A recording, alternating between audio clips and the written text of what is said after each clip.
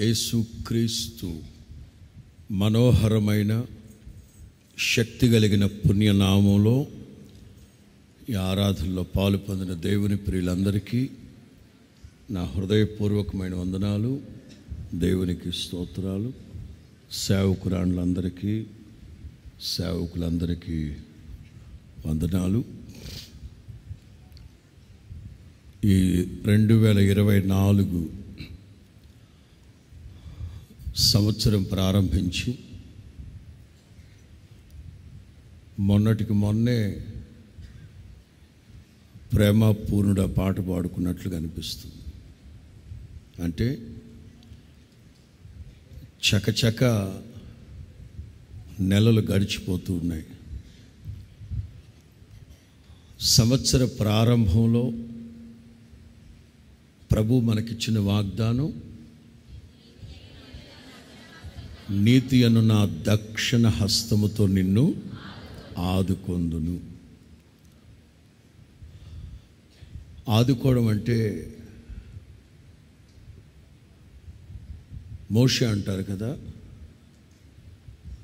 నా కాలు జారినని నేను అనుకొనగా నీ కృప నన్ను ఆదుకుంది. అంటే కాలు జారుతున్న వాళ్ళని గమనే పట్టుకోవడం, ఆదుకున్నట్లు అని ఒక్క కోణం కాదు. ప్రభు నాకిచ్చిన ప్రత్యక్షతను బట్టి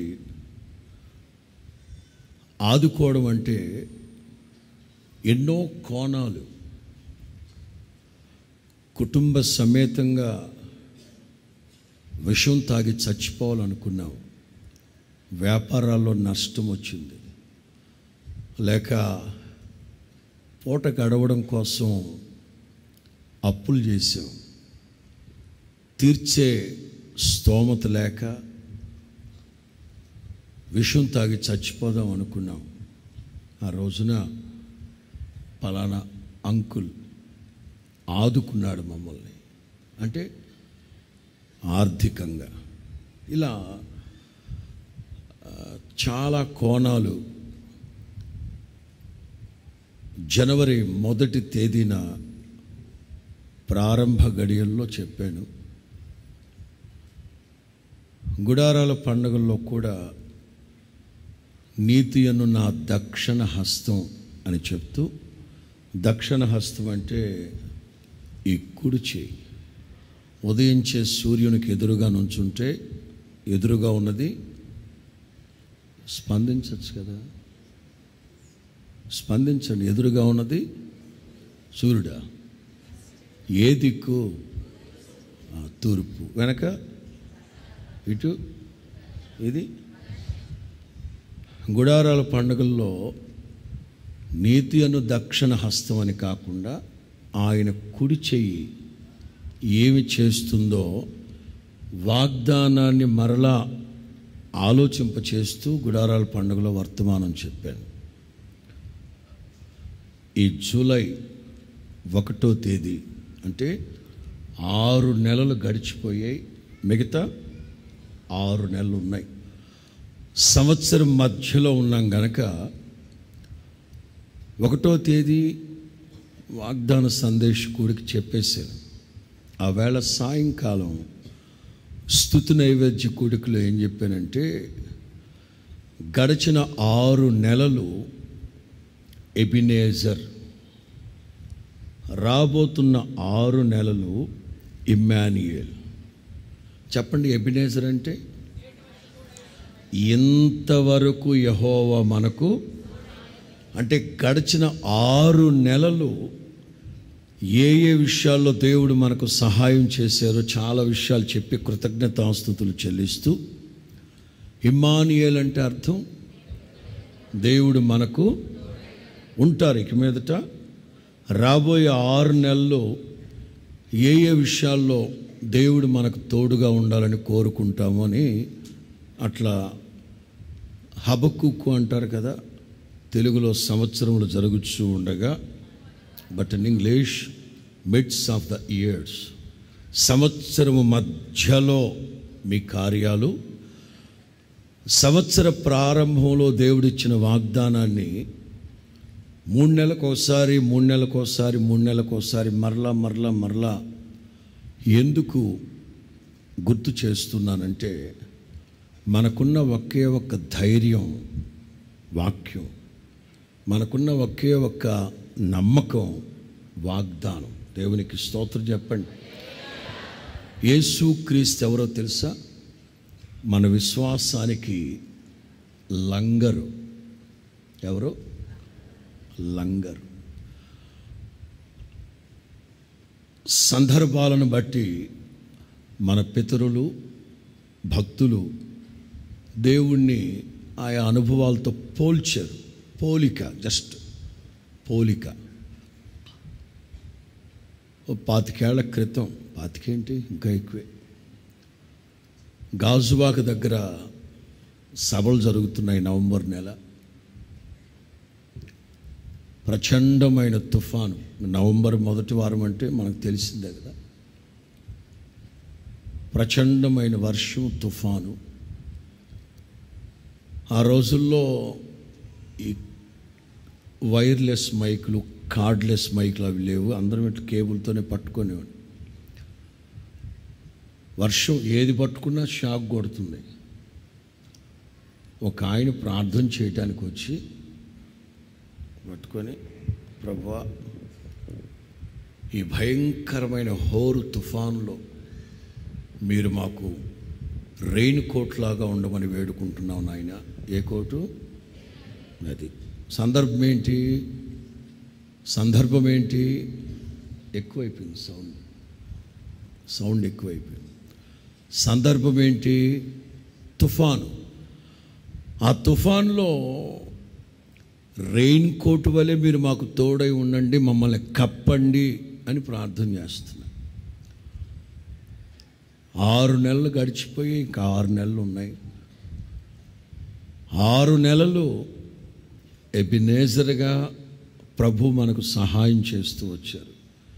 రాబోతున్న 6 నెలలు ఇమ్మాన్యుయేలుగా ప్రభు మనకు తోడై ఉండబోతున్నారు.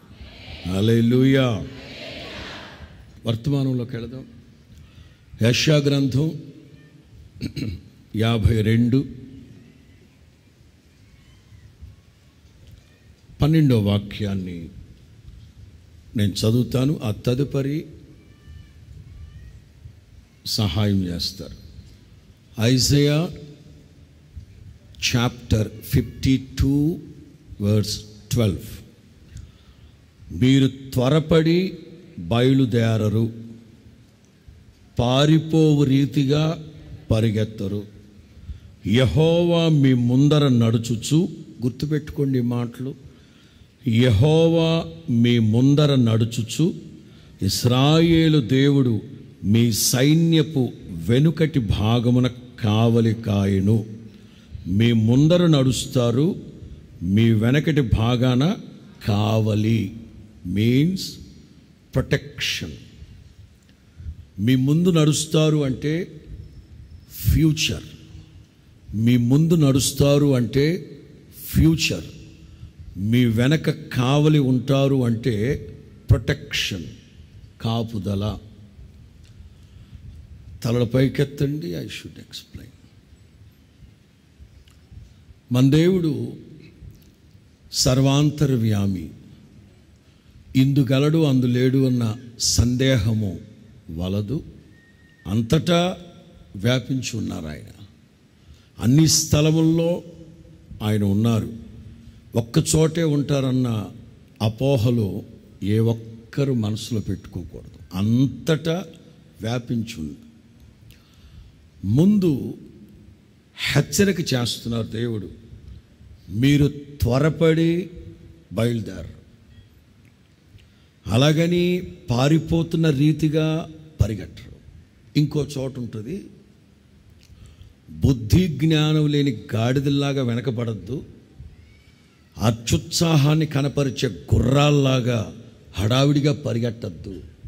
మీకు అర్థమవుతుందా?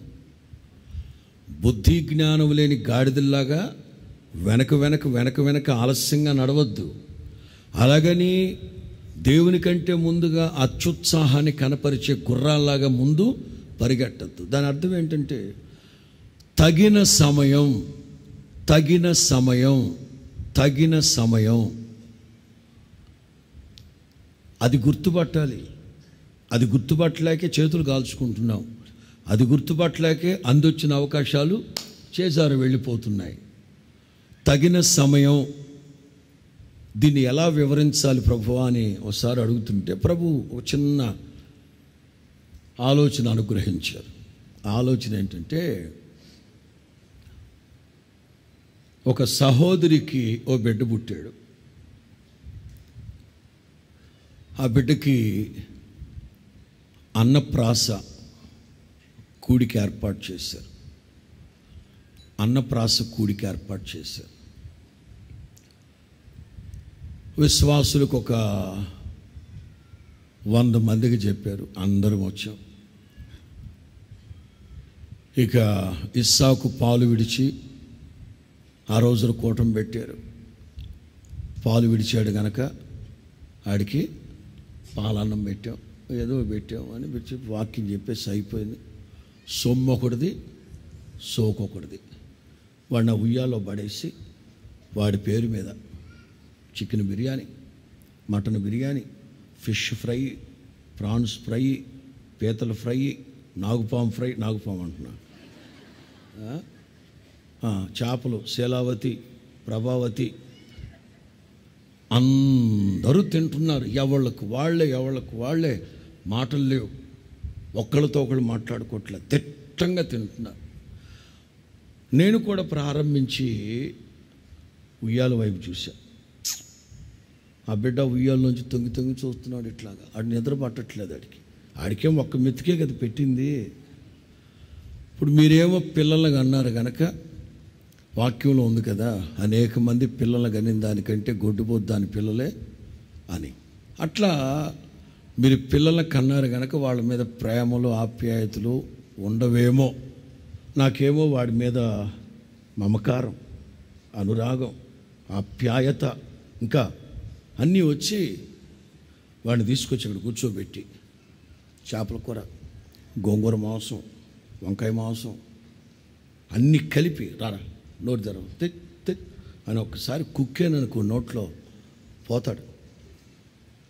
తగిన సమయం, అర్థమైందా? 6-7 నెలల పాటు తల్లిపాలు తాగుతూ వస్తాడు. 7-8 నెలలు దాటిన తర్వాత చిన్నగా అన్నం, బాగా మెత్తగా పాలన్నం, 1.5 సంవత్సరం పాటు పాలన్నం పెడుతూ ఆ తర్వాత పప్పుచారులో తేటతో కొంచెం గ్యాడ్యువల్గా పెడతా ఉండాలి. ఇది తగిన సమయం. ఏ సమయంలో జరుగుతూ పెడుతుంది. తగిన సమయం అంటే ఇంతకు మించి చెప్పాలనిపించలేదు నాకు. గాడిదల్లాగా వెనకబడద్దు, అత్యుత్సాహాన్ని కనపరుస్తూ ముందెళ్ళిపోవద్దు. పరిశుద్ధ గ్రంథంలో అరణ్య యాత్రను గురించి మీకు వివరించడం కంటే కూడా దెబోరా బారాకుతో చెప్తుంది, బారాకు నీవు నీ సైన్యం సిద్ధంగా ఉండండి.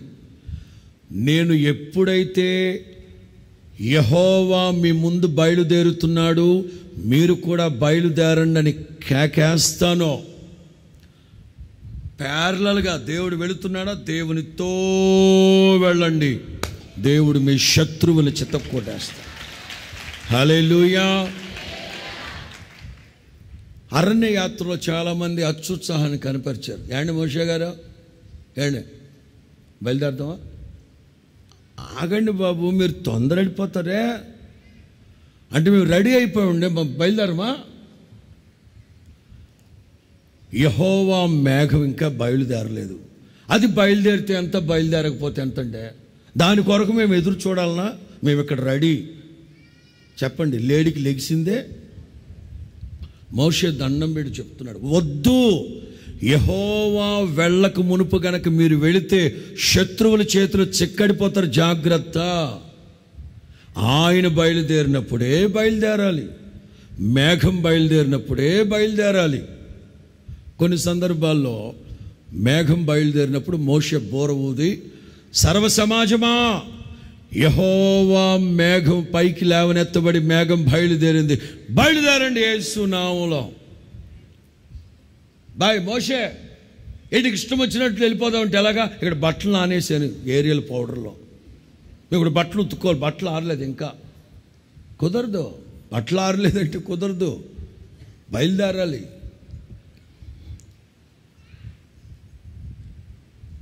దేవుని సమయం అంటూ ఒకటి ఉంది. కొన్ని సందర్భాల్లో మనకు అర్థం కాదు, ఏమన్నా అన్ని పరిస్థితులు చేజారిపోతున్నాయి, ఇంకా దేవుడు దేవుడు అంటారు ఏంటంటే. మరియమ్మ తల్లి యేసు ప్రభు దగ్గరకు వచ్చి, బాబు యేసుబాబు ద్రాక్షాల రసం అయిపోయింది, నువ్వు అర్జెంటుగా ఒక అద్భుతం చేయి. ఇప్పటికే కొట్లాడుకుంటున్నారు, పరిస్థితులు చేదారిపోయేటట్టున్నాయి, నువ్వు ఒక అద్భుతం చేయి. ప్రభు అన్నారు, అమ్మా నా సమయం ఇంకా రాలేదమ్మా. ఈవిడి బాధ ఈవిడిది, నేను ఎప్పుడు చెప్తుంటాను కదా. ఈవిడి బాధ ఏమిటంటే గత 30 సంవత్సరాలుగా భయంకరమైన నింద ఒకటి అనుభవిస్తుంది ఆవిడ. మరియమ్మ తల్లి 30 సంవత్సరాలుగా నింద అనుభవిస్తూ ఉంది. ఆ నింద తొలగిపోవాలంటే ఇప్పుడు యేసు ప్రభువు గనక ఒక అద్భుతం చేస్తే, ఈ ఆడవాళ్ళందరూ వచ్చి ఏ అమ్మగాను కొడుకు నాయన అన్నారు అనుకోండి, వెంటనే మరి ఇట్ ఈస్ మీ అని అప్పుడు జనానికి ఒక క్లారిఫికేషన్ ఉంటుందన్న ఈవిడి బాధ ఆవిడది. నా సమయం ఇంకా రాలేదమ్మా అన్నారు. తిరిగి వెళుతూ మనసులో అనుకుంటుంది, ఇంకెప్పుడు కుర్చీలు తీసుకొని బుర్రలు బద్దలు కొట్టుకున్నప్పుడా నీ సమయం వచ్చేది? మనకు అనిపిస్తుంది, అయ్యో చేతులు కాలిపోతున్నాయండి బాబా, చెయ్యండి బాబా. ఇప్పుడు యెహోవా కొరకు ఎదురు చూచువారు, అది లేకే. ఆత్మీయులకి ఓపిక ఉండాలి, ఓరిమి.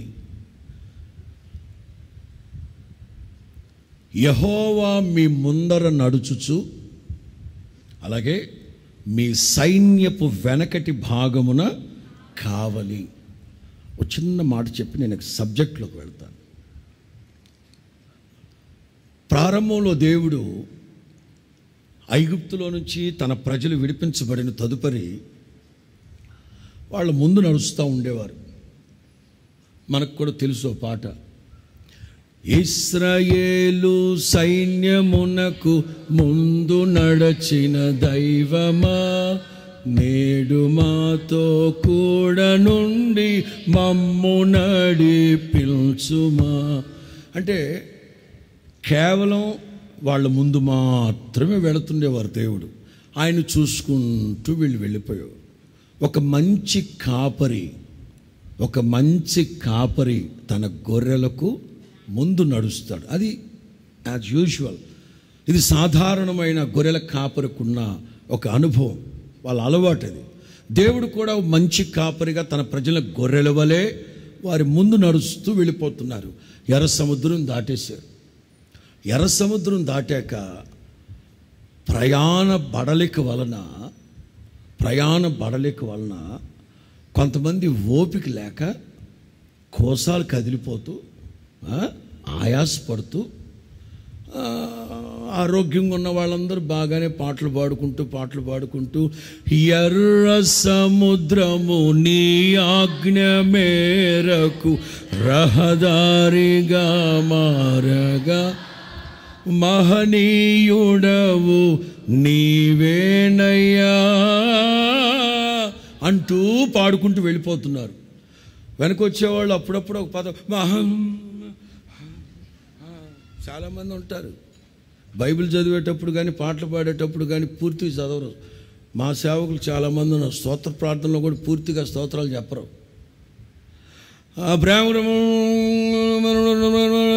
శారణ స్తోత్రాలు చేయలేదు, మధ్యలో 12 మంది పేర్లు ఎగిరిపోయింటాయి, కంప్యూటర్ ఎర్రర్ వచ్చినట్టు. ప్రేరణకు వస్తుంది స్తోత్రం. ప్రేరణకు ముందు 15 మంది పేర్లు ఎగిరిపోయింది.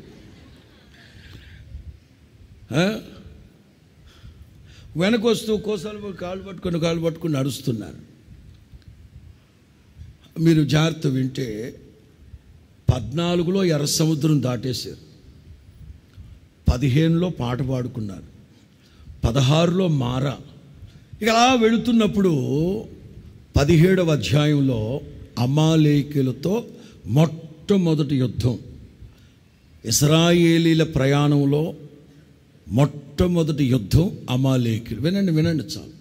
ఈ అమాలేకీయులు ఎంత దొంగ సచ్చినోళ్ళు అంటే, ఎంత స్వప్నాతోళ్ళు అంటే, ఎంత కపటోపాయపు బుద్ధి గలవాళ్ళంటే,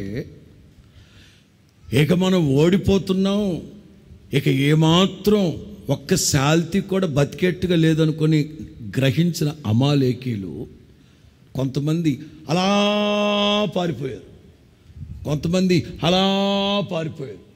ఇక దేవుని బిడ్డలకి ముందే ఉంటాయి కదా, చూపు ముందే ఉంటుంది. అంచేత ఇక మన ముందు ఎవడరా నిలబడేది, మనల్ని ఎవడరా ఆపేదని వెళ్తాను. ఈ అమాలేకీయులు ఏం చేశారు, అలా పారిపోయిన వాళ్ళు జొన్నలగడ్డ నుంచి వెనిగండ్ల మీదుగా అట్లా చిన్నకాకాని మీదుగా పెద్ద కాకాని మీదుగా ఇటు వచ్చేసారు వెనక్కి. ఇటు టౌన్లోకి వెళ్ళిపోయిన వాళ్ళు శారదాకాళ్ళ మీదుగా కొండకాళ్ళ మీదుగా మరి ఇటు వెనక్కి వచ్చేసారు. ఈ వెనక ముసలోళ్ళు మొత్తకోళ్ళు కోసాలు కదిలిపోయినారే బలహీనులైన వాళ్ళందరినీ చంపుకుంటూ వస్తుంది వెనక నుంచి. అప్పుడు జనాభా లెక్కలు చూస్తుంటే తేడా వస్తుంది. వెంటనే అర్థమైపోయింది, నేను మీ ముందు దహించు అగ్నిగా వెళితే మీకు నష్టం వచ్చేటట్టుందని మీ వెనక పరాక్రమశాలిగా, స్తోత్రం చెప్పండి గట్టిగా, మీ ముందు దహించు అగ్నిగా, మీ వెనక పరాక్రమశాలిగా, మీ కుడి ఎడమల అగ్ని స్తంభముగా, మీ మీద మేఘ స్తంభముగా మీ చుట్టూ ఆవరించి, హల్లెలూయా, చుట్టూ ఆవరించి. ఇక్కడ అదే మాటలు మీకు మనం గుర్తు చేస్తున్నాను. మీ ముందు, మీ వెనక చెప్పండి. ముందేమో ఫ్యూచర్, వెనకేమో ప్రొటెక్షన్, కావలి. ముందేమో భవిష్యత్తు. రక్షింపబడిన ప్రతి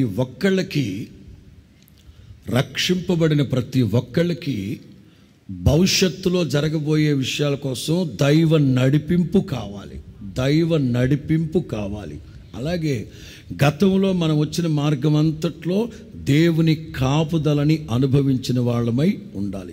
మత్తయి సువార్త 28:20 వాక్యం.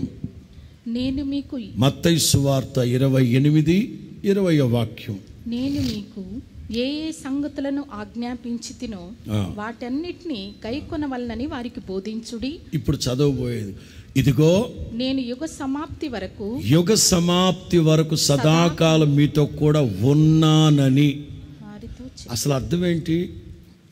సదాకాలం ఉంటానని, సదాకాలం ఉన్నానని. తలలు పైకెత్తండి. హెబ్రీ భాషలో పదాలు తక్కువ.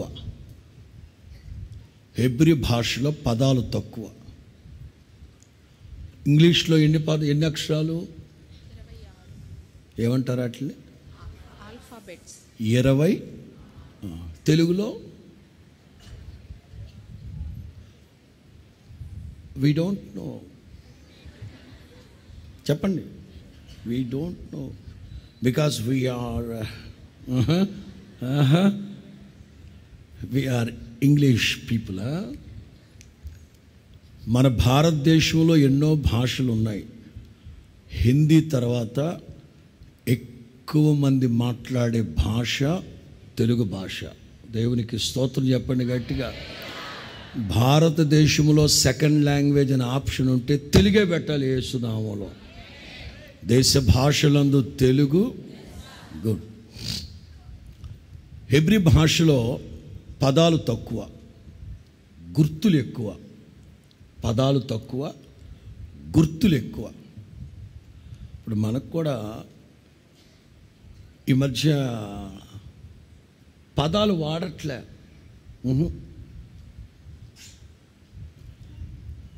అంటే మీరందరూ వాట్సాప్ వాడతారు కనుక చెప్తున్నా. ఎందుకంటే నాకు వాట్సాప్ కానీ, ఫేస్బుక్ కానీ, ట్విట్టర్ కానీ, బొట్టర్ కానీ నా జీవితంలో నాకు అసలు తెలియవు. అవి నా జీవితంలో నేను అసలు వాడలేదు, తెలియదు. సరే, మీరు ట్విట్టర్లో వాడతారు. ఏదో ఒక చీరగొని వదినా హౌ ఈజ్ మై శారీ అని పెట్టారనుకోండి, మీ ఆడబడుసు ఏమని పెడుతుంది?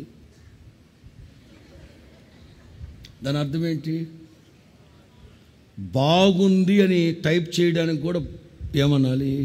ఒళ్ళు బరువు అందాం, లేకపోతే ఇంకోటి ఏమన్నా, జస్ట్ అంతేనా అని అడిగితే 2-3 పెడుతుంది. దాని అర్థం ఏంటి చెప్పు?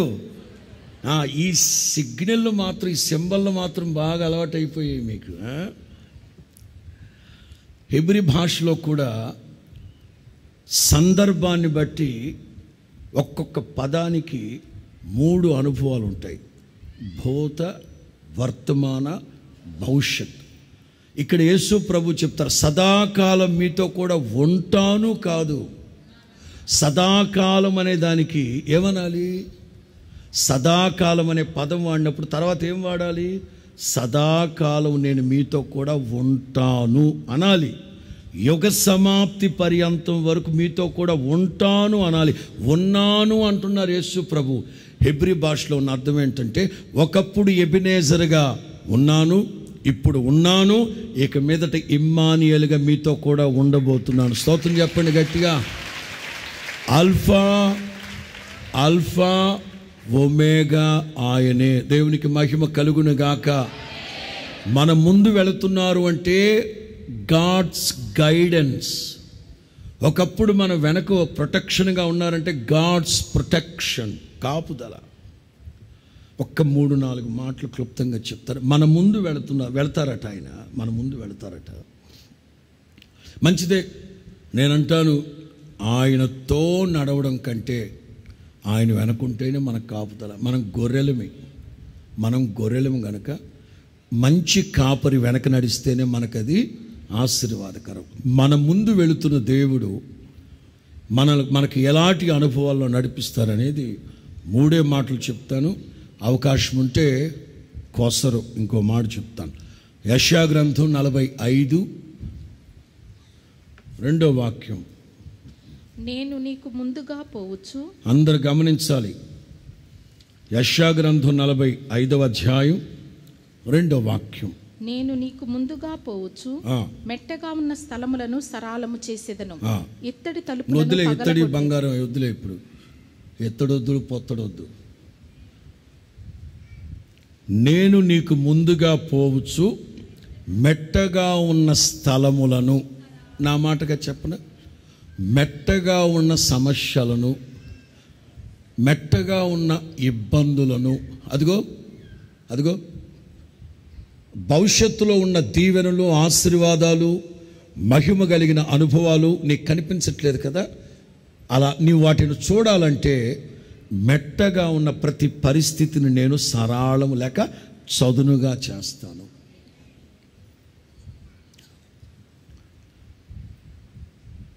మనకు ఈ వాగ్దానములు ఉన్నవి గనక, ఉన్నాయా లేవా? ఆదికాండము నుంచి ప్రకటన గ్రంథం వరకు ఎన్ని వాగ్దానాలు ఉన్నాయి? 1260 వాగ్దానాలు. 1260. ఆదికాండము నుంచి ప్రకటన గ్రంథం వరకు 1260 వాగ్దానాలు ఉన్నాయి. కాకపోతే ఎవరి వాగ్దానాలు వాళ్ళవే. కానీ పౌలు అంటారు, మనకు ఈ వాగ్దానములు ఉన్నవి గనక. మనకి ఎక్కడున్నాయి అసలు? అబ్రహాముకి ఇవ్వబడిన వాగ్దానాలు అబ్రహామువి. జాషువా, నీ బ్రతుకు దినములన్నిట ఎవ్వడు నీ ఎదుట, చెప్పండి, ఆ వాగ్దానం ఎవరిది? జాషువాది. ఎవరి వాగ్దానాలు వాళ్ళవే. కానీ పౌలు అంటారు, మనకు ఈ వాగ్దానములు ఉన్నవి గనక. ఎలా వర్తిస్తాయి మనకు? ఎఫెసీ పత్రిక వినండి. ఎఫెసీ పత్రిక 2లో ఉంటుంది. ఒకప్పుడు మీకు దేవుడంటే ఎవరో తెలియదు, దేవుడికి మీరు తెలియదు. ఒకప్పుడు వాగ్దాన నియమ నిబంధనలు లేని ప్రజలు. ఇప్పుడైతే దేవుడు అడ్డుగోడను తొలగించాడు కనుక ఎవరికైతే వాగ్దానాలు ఇవ్వబడ్డాయో వాళ్ళు క్రీస్తు యేసుని తిరస్కరించారు కనుక ఆ వాగ్దానాలన్నీ మనకు వర్తించునుగాక. స్తోత్రం చెప్పండి గట్టిగా. మనకు ఈ వాగ్దానాలు ఉన్నాయి. ఇప్పుడు మీరు గమనించండి, నేను నీకు ముందుగా పోవచ్చు మెట్టగా ఉన్న స్థలములను సరళం చేస్తాను, చదును చేస్తాను, తొలగిస్తాను. అసలు ఎవరిది వాగ్దానం? అసలు ఎవరి కోసం? ప్రవచనాత్మకమైన వాగ్దానం. గుర్తుపెట్టుకోండి, ప్రవచనాత్మకమైన వాగ్దానం. మొదటి వాక్యం నేను చదువుతాను. యెహోవా తాను అభిషేకించిన, ఉన్నారా పోయారా? ఉన్నారా? స్పందించండి. యెహోవా తాను అభిషేకించిన, చెప్పాలి, తాను అభిషేకించిన కోరేషవుడు ఇశ్రాయేలీడా? కోరేషవుడు దేవుని బిడ్డ? కోరేషెవరు? క్రైస్తవుడా? కాదే. అసలు కోరేషెవరు? అన్యుల దేశాన్ని పరిపాలించిన పక్కా అన్యజనుడు, పక్కా విగ్రహారాధికుడు. ఆ వ్యక్తిని గురించి దేవుడు అంటారు, యెహోవా అభిషేకించిన కోరేషు. గమ్మత్తేంటో చెప్పనా? ఆ కోరేషే దేవుని మందిరాన్ని కట్టించాడు. దేవుని మందిరానికి సమస్తాన్ని సమకూర్చి దేవుని మందిరానికి ఇచ్చి పంపించాడు. ఎట్లా? ఏం జరుగుతుంది? ప్రవచనాత్మకమైన వాగ్దానం అని ఎందుకన్నానంటే, కొంచెం అవగాహన కలిగిన వాళ్ళు నోట్ చేసి పెట్టుకోండి. కోరేషు పుట్టక మునుపు 175 సంవత్సరాల క్రితం యెషయా ప్రవచించాడు. మీకు అర్థమవుతుందా?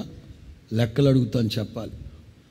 కోరేషు పుట్టక మునుపు 175 సంవత్సరాల క్రితం యెషయా ప్రవచించారు. మరి ఈ కోరేషు ద్వారా దేవుని మందిరానికి సహకారం, దేవుని మందిరం ఎలా కట్టబడిందంటే 213. మీకు లెక్కలు కరెక్ట్గా అర్థం అవ్వాలి. ఈ ప్రవచనం ప్రవచించిన తరువాత 213వ సంవత్సరంలో కార్యాలు జరిగాయి. లెక్క అడుగుతున్నాం మిమ్మల్ని. కోరేషు వయసు ఎంత? ఆ 25 ఈ 13, 25 13 ఎంత? 30. అతను పుట్టక మునుపు 175 సంవత్సరాల క్రితం ప్రవచించాడు. అతను పుట్టి పెరిగి పెద్దయ్యాక అతనికి 38 సంవత్సరాల వయసు వచ్చినప్పుడు ఈ వాగ్దానం నెరవేర్చి, ఈ యెషయా గ్రంథం 45 అంతా చదివితే అతను దేవుని మందిరాన్ని కట్టిస్తాడు. ఈ మాటలన్నీ ఉంటాయి ఇక్కడ. నేనంటాను, మనకు ముందుగా వెళుతున్న దేవుడు, మనం జగదుత్పత్తికి మునిపే, తల్లి గర్భములో రూపించబడక మునిపే, ఇర్మియా తల్లి గర్భములో పడక మునిపే, పౌలు అంటారు, నేను తల్లి గర్భములో పడినది మొదలుకొని నన్ను ప్రత్యేకించింది నా దేవుని కృప. స్తోత్రం చెప్పండి గట్టిగా. గలతీ పత్రిక 1వ అధ్యాయం 15వ వాక్యం. గలాషియన్స్ చాప్టర్ 1:15. అయినను తల్లి గర్భమునందు పడినది మొదలుకొని నన్ను ప్రత్యేకపరిచి తన కృపచేత నన్ను పిలిచిన దేవుడు, నేను అన్ని జనులలో తన కుమారుని ప్రకటింపవలనని. మధ్యలో మత ఉన్మాదిగా మారాడు. మతము అనే మదం ఎక్కి క్రైస్తవ సంఘాలను పాడు చేస్తూ, సేవకుల్ని చంపేస్తూ, దేవుని మందిరాలు కొలదోస్తూ, క్రైస్తవ విశ్వాసుల రోడ్ల మీదకి లాక్కొచ్చి గుర్రాలతో తొక్కిచ్చి చంపిన మత ఉన్మాది, మదవెక్కి ప్రవర్తించాడు. అదే పౌలు అంటారు, తల్లి గర్భములో పడింది మొదలుకొని నా దేవుని కృప నన్ను ప్రత్యేకించింది. అప్పటి నుంచి నా దేవుని కనుదృష్టి నన్ను వెంటాడుతూనే ఉంది. మీకు గతంలో ఇక్కడ చెప్పానో లేదో కానీ గతంలో ఇక్కడ కూడా నేను క్లారిటీగా చెప్పుంటాను. బట్ మరొకసారి గుర్తు చేస్తా. ఈ మధ్య ఒక 10 సంవత్సరాల లోపు యేసు ప్రభు నమ్ముకున్న అన్యజనులు ఎవరైనా ఉన్నారు ఇక్కడ? ఎవరన్నా ఒకరు లేకండి. 10 సంవత్సరాల లోపు. అమ్మ, మీ తల్లిదండ్రులు ఇంకా అన్యజనులేనా కదా? అదిగో ఈ సహోదరి 10 ఏళ్ల లోపు ప్రభుని నమ్ముకుందట. కానీ ఇప్పటికీ వీళ్ళ తల్లిదండ్రులు హిందువులే, అన్యజనులుగానే ఉన్నారు. కానీ వీళ్ళ తల్లి గర్భంలో పడినది మొదలుకొని ప్రభు ఈవిని ప్రత్యేకించుకున్నారు ఇవాళ ఈ రక్షణ భాగ్యాన్ని అనుగ్రహించడానికి. స్తోత్రం చెప్పండి గట్టిగా. అంటే దైవ ప్రణాళిక ఏదో ఎప్పటికెప్పుడు యాదృచ్ఛికంగా సంభవించింది కాదు. ఏమంటే నేను తరచుగా, మాది అమరావతి అండి, తరచుగా నేను ఇలా కాలేజీకో లేకపోతే వ్యాపారానికి గుంటూరు వస్తునేవాడిని, లేకపోతే గుంటూరు వెళ్తునేదాన్ని. తరచుగా ఇటు వెళ్తునేవాళ్ళం, వస్తునేవాళ్ళం. ఒకసారి ఏదో బాధల్లో ఉన్నప్పుడు ఆల్నైట్ ప్రేయర్కి వచ్చాం, ప్రార్థన చేసాం, ప్రభు కార్యాలు చేశారు, వెంటనే మతం పుచ్చుకున్నామండి. కాదు. నీ తల్లి గర్భములో పడినది మొదలుకొని నా దేవుని కనుదృష్టి నిన్ను చూస్తూనే ఉంది. స్తోత్రం చెప్పండి గట్టిగా. ఇప్పటికీ నీ తల్లిదండ్రులు విగ్రహారాధికులైనా సరే నీ మీద నా దేవుని కనుదృష్టి ఉంది. ఎందుకు? కారణం ఏంటంటే ముందుగా నా తండ్రి నిన్ను నిర్ణయించాడు రక్షణ దయచేయడానికి. స్తోత్రం చెప్పండి గట్టిగా. మన ముందు నడిచే దేవుడు సమస్యలు, పోరాటాలు, ఇరుకు, ఇబ్బంది, భవిష్యత్తులో మనం అనుభవించాల్సిన ఆశీర్వాదాన్ని మనకు కనబడకుండా అడ్డుగా ఉన్నా అమ్మజీ ఒకసారి 23 సంవత్సరాల క్రితం అనుకుంటాను, కొత్త సంవత్సరం వాగ్దానం ఇది. నీకు ముందుగా వెళుతూ మెట్టగా ఉన్న స్థలాలు సరళం చేస్తా. సంవత్సరం అంతా అయిపోయింది. డిసెంబర్ 31వ తేదీ రాత్రి పాత సంవత్సరం ప్రసంగం కింద ఒక అరగంట మేరెక్కో, ప్రేమక్కో, పాస్టర్స్కి ఎవరికో గురిచ్చేవారు. 25 ఏళ్ల క్రితం ఓ పాస్టర్ గారికి ఇచ్చాడు. ఆయన లెగిసి, సంగమా, ఈ సంవత్సర ప్రారంభంలో దేవుడు నేను నీకు ముందుగా వెళుతూ మెట్టగా ఉన్న స్థలాలు సరళం చేస్తానన్నాడు. అది నా కుటుంబంలో ప్రభు నెరవేర్చారు. ఎలాగంటే మా అమ్మాయికి పెళ్లి చేయాలని 5 సంవత్సరాలుగా ఎన్నో ప్రయత్నాలు చేస్తూ వచ్చాం. కొన్ని విఫలమయ్యాయి, కొన్ని అసలు ఆదిలోనే హంసపాదు పడిపోయింది, అంచేత కుదరలేదు. దేవుని మహాకృపను బట్టి ఈ డిసెంబర్లో మా అమ్మాయి పెళ్లి చేయడానికి ప్రభు సహాయం చేశారు. మా అమ్మాయి పెళ్లి చేయడం అనేది నాకు మెట్టగా ఉన్న సమస్య. నేను అధిగమించలేని, చెప్పండి, నేను దాటలేని, అసలు ఒక్కో సందర్భం నాకు విసుగొచ్చేసింది. అసలు నేను పెళ్లి చేయగలనా అనే ఒక నిరుత్సాహం వచ్చేసింది. కానీ సంవత్సర ప్రారంభంలో ఇచ్చిన వాగ్దానం ఈ డిసెంబర్ నెలలో గత 3 వారాల క్రితం మా అమ్మాయి మెట్టగా ఉన్న స్థలం అంటే మన ఇంటి ముందు ఉన్న గొట్టో చెత్త పొట్టో కాదు. ఒక సమస్య, ఒక పరిస్థితి, అధిగమించలేని, దశాబ్దాల పాటు అధిగమించలేనిది ఏదైనా సరే నీకు ముందుగా నేను వెళతాను, నన్ను వెంబడించు, నేను దాన్ని సరళం చేస్తాను. స్తోత్రం చెప్పండి గట్టిగా. నిర్గమకాండం 1వ అధ్యాయం 20-21. దేవుడు ఆ మంత్రసానులకు మేలు చేసెను. నిర్గమ మొదటి అధ్యాయం 20-21. దేవుడు ఆ మంత్రస్థానులకు మేలు చేసెను, ఆ జనము విస్తరించి మిక్కిలి ప్రబలెను. ఆ మంత్రస్థానులు దేవునికి భయపడినందున ఆయన వారికి వంశాభివృద్ధి కలుగ చేసెను. ఇక్కడ గమనించండి, దేవుని సంఘం వర్ధిల్లకుండా, దైవ జనాంగం, దేవునిని ఆశ్రయించిన ప్రజలు విస్తరించకుండా, వర్ధిల్లకుండా బోలెడన్ని ఆటంకాలు, శ్రమ పెడుతున్నారు, బాధ పెడుతున్నారు. వెట్టి చాకిరీ చేయించుకునే వాళ్ళైతే పనుల భారం చేత వాళ్ళని కృంగదీస్తున్నారు. కానీ ఎన్ని ఆటంకాలు కలుగుతున్నా దేవుని బిడ్డలు ఎప్పటికప్పుడు విస్తరిస్తూనే వచ్చారు. స్తోత్రం చెప్పండి గట్టిగా. ఆటంకాలు కలుగుతాయి. ఆటంకపరిచేవారు బోలెడంత మంది ఉంటారు.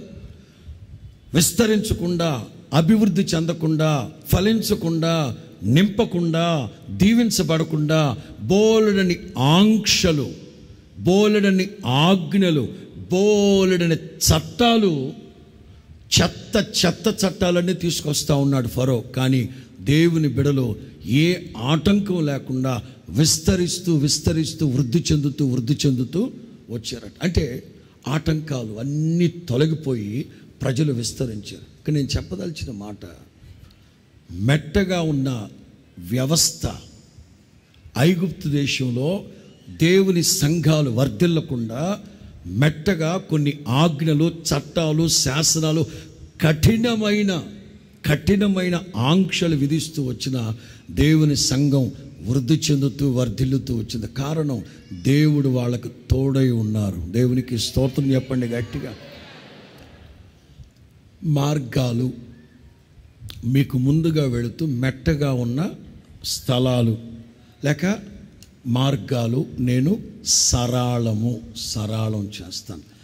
యెషయా గ్రంథం 42:16 అధ్యాయం. యెషయా గ్రంథం 42:16 చివరికి వెళ్ళిపోతే, వారి ఎదుట చీకటిని వెలుగుగాను, వంకర త్రోవలను సరళముగాను, వంకర త్రోవలను చక్కగాను చేసి నేను వారి చెయ్యి విడువక, తెలుగులో నేను వారిని విడువక, ఇన్ ఇంగ్లీష్ నేను వారి చేతిని పట్టుకొని చెయ్యి విడువక ఈ కార్యములు చేస్తాను. ఇక్కడ వంకర మార్గాలు, క్రికెట్ పాత్స్, తలలపైకి. ఒక సహోదరి యేసన్న గారితో చెప్తూ వాళ్ళ భర్త కోసం చెప్తూ, చాలా వంకర బుద్ధులండి, అస్సలు వంకర మనిషి అండి బాబు, మీరు ప్రార్థన చేస్తే ప్రభు అద్భుతం చేస్తారు, వంకర బుద్ధులన్నీ మార్చుకుంటాడు. ఆయనను బట్టి మా కొడుకు కూడా, వాడు కూడా వంకరోడిగా తయారైపోయి ఇన్ని మాటలు చెప్పి ప్రార్థన చేయమని చెప్పి అలా వెళ్ళి మరలా వచ్చేవమ్మా యేసన్న గారు ఏదో ఉండబట్టలేక చెప్పాను. కానీ మా ఆయన ఉన్నాడు చూడు, ఆడు మారరు. ఇందాకేగా మీరు ప్రార్థన చేస్తే మారుతారు, అందుకే మీకు చెప్తున్నాను అన్నామంటే, ఏదే ఉండబట్టలేక చెప్పారు. ఆడు మారడండి. ప్రభువుకు అసాధ్యమైనది ఏముందమ్మా? ప్రభువుకు కూడా సాధ్యమే. ఎందుకంటే భయంకరమైన వంకర బుద్ధి కలిగినవాడు. అంటే నువ్వు ఒక క్లారిటీకి వచ్చావమ్మా. ఏంటి ఆ క్లారిటీ? వంకర బుద్ధి గలవాళ్ళు మారరు. కుక్క తోక, ఇట్లాంటి ఏదో మాటలైతే తెలుసు, వాక్యాలు గుర్తుండవు. చెప్పు. కుక్క తోక అదేదో ఉంది కదా, ఏదో తెచ్చి ఎలక తోక తెచ్చి ఎంత చెప్పండి, ఎలక తోక తెచ్చి తోమినా సుమతి, చివరిలో సుమతి అనేది ఉంటుందిగా. ఇట్లాంటి ఎలక తోక సంగతి, కుక్క తోక సంగతి బాగా తెలుసు మీకు. వంకర వంకర వంకర వంకర వంకర ఇది జరగదండి. ఇది మనుష్య మాత్రులు మాట్లాడే మాటలు. మన దేవుడు ఎవరు తెలుసా? సమస్త సృష్టికి ఆధారభూతుడు, ఆయనకు అసాధ్యమైనది ఏది లేదు. ప్రసంగి గ్రంథం 1వ అధ్యాయం 15వ వాక్యం. ప్రసంగి గ్రంథం 1వ అధ్యాయం 15వ వాక్యం. వంకరగానున్న దాన్ని చక్కపరచ శక్యము కాదు. నువ్వు అట్లా టోడివి గనక, నువ్వు వంకరోడివి గనక ఇట్లాంటి మాటలు మాట్లాడతావు. 7వ అధ్యాయం 13వ వాక్యం. 7వ అధ్యాయం 13వ వాక్యం. దేవుని క్రియలను ధ్యానించుము, ఆయన వంకరగా చేసిన దానిని ఎవడు చక్కపరచును? ఆయన వంకరగా చేసిన దాన్ని ఎవడు చక్కబెడతాడు? ఆయన చక్కబెడితే ఎవడు దాన్ని? సొలొమోను అంటారు, వంకర త్రోవలు సరాలం చేయబడ్డం కుదరదండి. యెషయా గ్రంథం 42:16 దేవుడు అంటారు, వంకరగా ఉన్న త్రోవలను నేను సరాలం చేస్తాను, అన్ని విషయాలు చక్కదిద్ది. దేవునికి స్తోత్రం చెప్పండి గట్టిగా. అన్ని విషయాలు చక్కదిద్ది దేవుడు మన చేతికి ఇస్తాడు. హల్లెలూయా. అలా వంకరగా ఉన్న త్రోవలన్నీ సరాలం చేయబడాలంటే మన జ్ఞానము, మన తెలివితేటలు, మన ఆలోచనలు, మన పలుకుబడి ఉపయోగించకూడదు. సామెతల గ్రంథం 3వ అధ్యాయం, సామెతల గ్రంథం 3వ అధ్యాయం 5-6 వాక్యాలు. నీ స్వబుద్ధిని ఆధారం చేసుకొనక నీ పూర్ణ హృదయముతో యెహోవా నీ స్వబుద్ధిని ఆధారం చేసుకోకుండా నీ పూర్ణ హృదయంతో యెహోవా యందు నమ్మకముంచుము. నీ ప్రవర్తన అంతటి మీద ఆయన అధికారానికి అప్పగించుకో. అప్పుడు ఆయన నీ త్రోవలను సరాలము చేయును. హల్లెలూయా. అప్పుడు ఆయన నీ త్రోవలను సరాళం చేయును. మన తెలివితేటలు, మన పలుకుబడి, మనకున్న అవగాహన, మనకున్న సమాచారం, మనకున్న ఇవి కాదు. ఒకవేళ నీకు ఉన్నా నీకు తెలిసినా ప్రభువుకి అప్పగించుకో.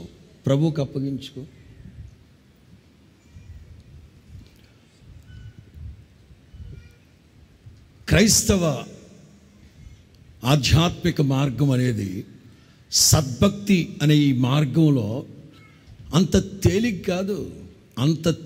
కాదు. విశాలమైన మార్గంలో వెళ్ళకూడదు. పూలబాట కాదు ఇది.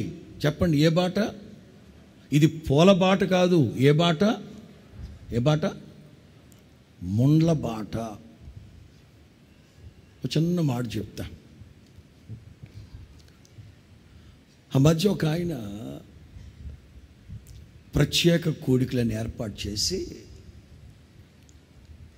ఇక ఈ లోకంలో ఎవ్వరు లేరన్నట్లుగా కేరళ నుంచి పిలిపించాడు. ఒక ఆయన్ని కేరళ నుంచి పిలిపించాడు. ఇప్పుడు కేరళ వాళ్ళు తెలుగు మాట్లాడితే ఎట్లుంటుంది? తెలుగులోనే, అంటే ఆయనకి తెలుగు కూడా తెలుసు.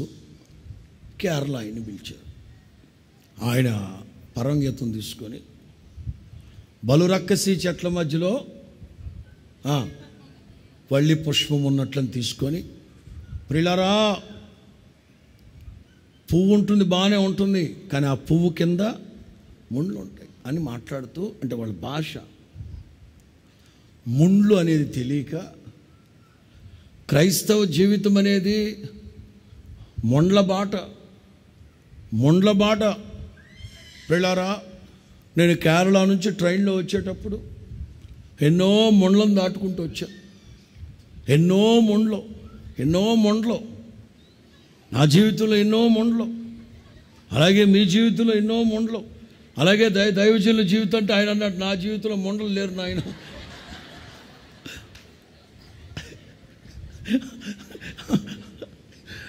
ఆ పదానికున్న భావం మారిపోయింది. నాకు ముండలు లేరు బాబా దండబెడు. క్రైస్తవ జీవితం అనేది పూల బాట కాదు, ముండ్ల బాట. ఈ ముండ్ల బాటలో దేవుడు వంకర త్రోవలన్నీ సరాలం చేసి మనం నడిపించాలంటే మనకు ఉంటుంది, మనకు బుద్ధి ఉంది, జ్ఞానం ఉంది, అన్నీ ఉన్నాయి. కానీ ప్రభువుకు అప్పగించుకోవాలి. ప్రభువుకు అద్భుతమైన ఒక వ్యాఖ్యానం చెప్తాను. 22వ అధ్యాయం 22వ వాక్యం, ఆదికాండం, జెనసిస్ 22:22. కేసేదు హజో. చదువమ్మా. కేసేదు అదే మరి హజో. అందరు కలిసి చదవండి, కొంచెం బాగుంటాయి పదాలు. ఈ పేర్లు పెట్టాలి మీకు, బాప్తిసాలు ఇచ్చి ఈ పేర్లు పెట్టాలి మీకు. కేసేదు, హజో, షల్దాషు, ఇద్లాపు, బెతూయేలు, రెబ్కాను కనెను. ఆ 8 మందిని మిల్కా అబ్రహాము సహోదరుడగు నాహోరునకు కనెను. మరియు రయూమా అను అతని ఉపపత్ని. 22వ వాక్యమే. అబ్రహాముకి ఓ సంగతి తెలుసు. బెతూయేలు రెబ్కా అనే పిల్లని కన్నాడు అని తెలుసు. అబ్రహాముకి పూర్తి సమాచారం ఉంది.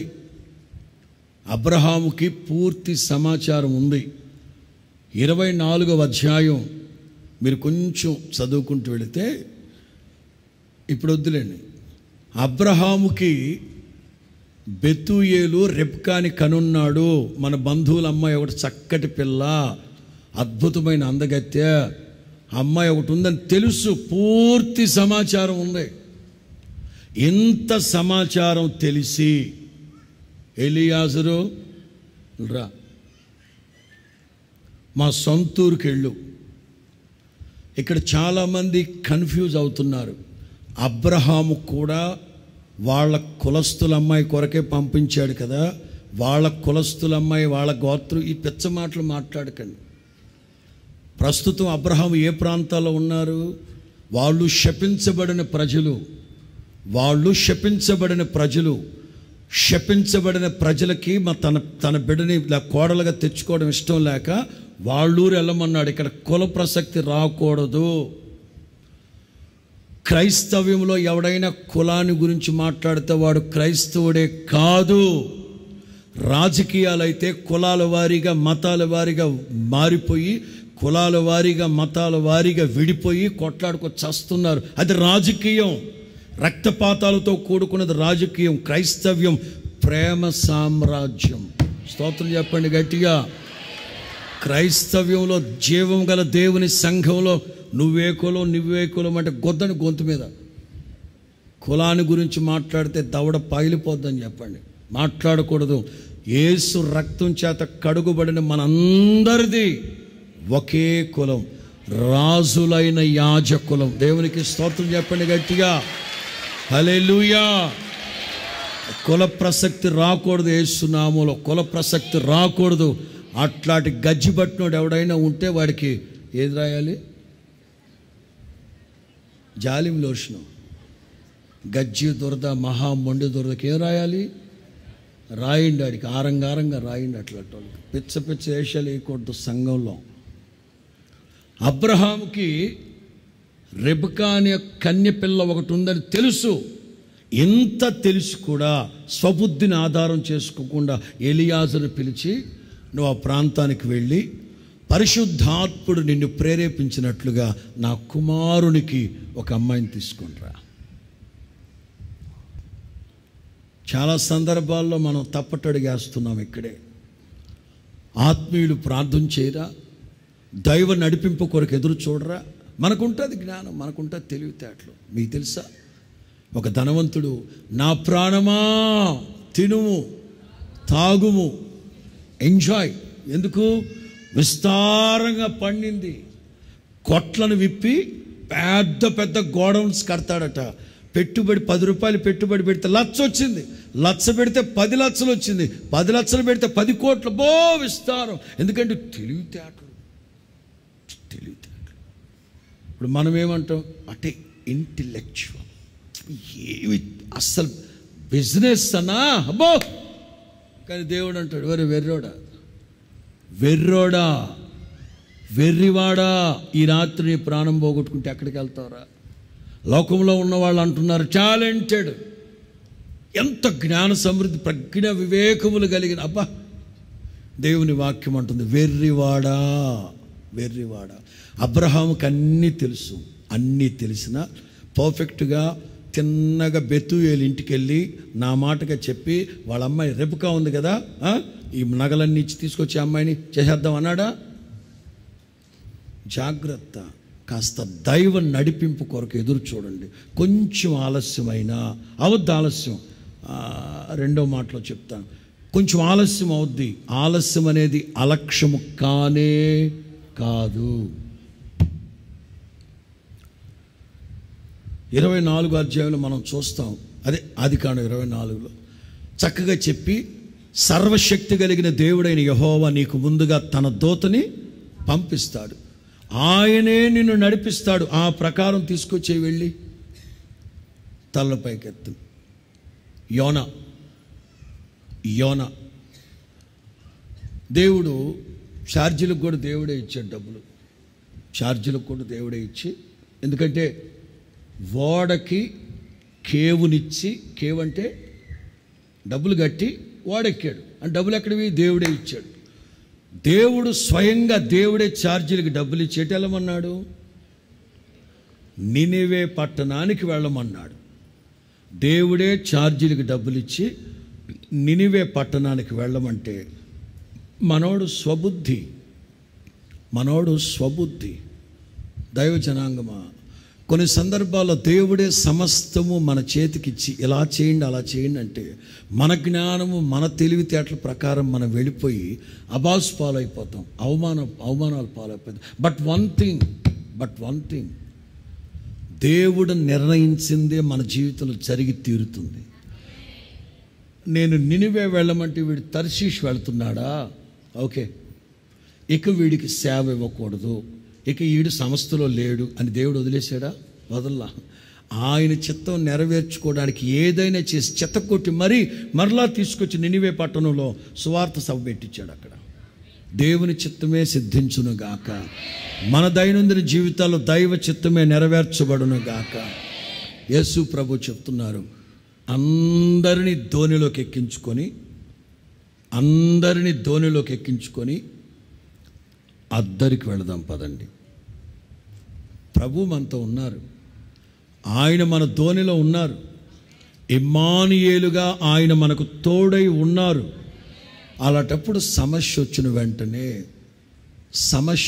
వెంటనే తిన్నగా ప్రభు దగ్గరికి వెళ్ళి రబీ తుఫాన్ వస్తుంది బోరుకుడా అని ఒక మాట చెప్పుంటే టెన్షన్ ఉండేది కాదు కదా. వాళ్ళే బాయా రేపు బామర్దే ఇలా, వాళ్ళ స్వబుద్ధి, వాళ్ళ జ్ఞానము, వాళ్ళ తెలివితేటలు అంతా అయిపోయింది. ఇక ఆల్మోస్ట్ ఇక మునిగిపోతాదిరా మన బతుకు అనుకున్నప్పుడు మేము నశించిపోవటం చూడగా నీకు చింత. ఈ డైలాగులే వద్దు. అంత కాలేంతవరకు ఎందుకు తెచ్చుకున్నారు? సమస్య ప్రారంభంలోనే మోకాళ్ళేయి, సమస్య ప్రారంభంలోనే ప్రభు పాదాలు పట్టుకో. అంటే నాకు తెలిసిన వాళ్ళు ఉన్నారు పాస్టర్ గారు, మేనేజ్ చేద్దాం అనుకున్నాను, పలుకుబడి ఉంది పాస్టర్ గారు, మేనేజ్ చేద్దాం అనుకున్నాను. వద్దు నాన్న, మనుషులు ఎంతవరకు నమ్మకస్తులు, ఏ మనిషి ఎంతవరకు విడిపించగలడు? దానియేలంటే రాజుకి పంచ ప్రాణాలా కాదా? దానియేలంటే రాజుకి ప్రాణమా కాదా? దానియేలుని విడిపిద్దామని సూర్యాస్తమయం వరకు ప్రయత్నించాడట. రాజుకి చేత కాలేదు. రాజుగారికి చేత కాకపోతే ఇంక నీకేటి చేతనయ్యేది? రాజుగారికి శాసనం రాసినోడికే చేత కాకపోతే ఇంక నేను చేసేదేముంది చెప్పండి? సమస్య వచ్చినప్పుడే ప్రభు దగ్గరికి వెళ్ళిపోవాలి. ప్రభు అంటారు, నేను నీకు ముందుకు వెళ్తున్నాను కదా, అసలు నీకు ఏది మెట్టగా ఉంది అంటే, ప్రభువా 2-3 అడుగులు అయితే నేను జంప్ చేసేసేవాడిని ప్రభువా, మై టాలెంట్, నేను జంపింగ్లో ఏంటంటే హై జంప్లో వద్దు బాగోదు, కీళ్ళు ఇరిగిపోతాయి. నేనున్నాను కదా, నేను సాఫీగా నడిపిస్తాను, జీవమార్గంలో నడిపిస్తాను కదా. అంటే వంకరగా ఉంది ప్రభువా, నేను సరళం చేస్తాను కదా, నాకు అప్పగించుకో. నీ స్వబుద్ధి మీద ఆధారపడు మాకు. హాగర్ని నేను విధవరాలని అనక తప్పదు అనుకున్నా. ఉన్నవాడు కట్టుకున్నవాడు మాయ మాటలు చెప్పి మభ్యపెట్టి ముగ్గులోకి దించి కడుపు చేసి బిడ్డను కన్న తర్వాత, సరే దైవ నిర్ణయం అనేది ప్రక్కన పెట్టండి, నేను వ్యవహారికంగా మాట్లాడుతున్నాను. భర్త అంటే బాసటగా నిలవాలి, భరించాలి. అట్లాంటిది ఇంట్లోంచి వెళ్ళగొట్టేశాడు. ఉన్నా లేనట్లే, భర్త ఉన్నా లేనట్లే. చెట్టంత ఎదిగిన కొడుకుని తీసుకుని బేర్షెబ అరణ్యంలో అటు ఇటు ఇటు అటు అటు నువ్వు తిరుగుతున్నంతసేపు దేవుడు చూస్తూ ఉంటాడు. తిరుగు కాళ్ళల్లో ఏమన్నా రేఖలు ఉంటే అరిగిపోయేతాడు, తిరుగు చెప్పులు వారు తెగిపోయేతాడు, తిరుగు కాలుగాలి పిల్లిలాగా బేర్షెబ అరణ్యంలో ఇటు అటు ఇటు అటు ఇటు అటు తిరిగి చివరికి ఒక చోట సతికిలి పడి కూర్చుంది. అప్పుడు దేవదూత వచ్చి అడుగుతున్నాడు, హాగరు నీకు ఏమి వచ్చినది? మెంటలు వచ్చింది. నీకు ఏమి వచ్చినది? అటు ఇటు ఇటు అడిగి చెప్పులు తెగిపోయినాయి. చెప్పులు తెగాక వచ్చి కూర్చుంది. అప్పుడు దేవదూత అడుగుతున్నాడు, వాట్ హ్యాపెన్? నీ ఆలోచన ప్రక్కన పెట్టమ్మా.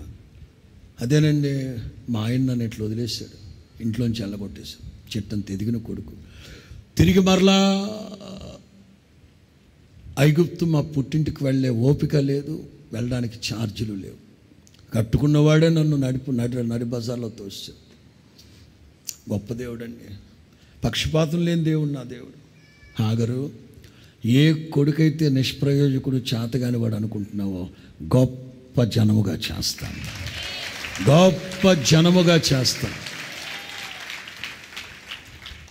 ఆవేళ హాగర్తో ఆ మాట చెప్పబట్టే కదా ఇవాళ గల్ఫ్ కంట్రీస్ అంత రిచ్గా ఉన్నారు. వాళ్ళకేమో పెట్రోల్ బావులు, మనకేమో చనారమై ఉప్పు నీళ్ళ బావులో మంచినీళ్ళు ఎక్కడున్నాయి? వాళ్ళకేమో పెట్రోల్ బావులు, మనకేమో ఉప్పు నీళ్ళ బావులు ఇచ్చేటట్టు.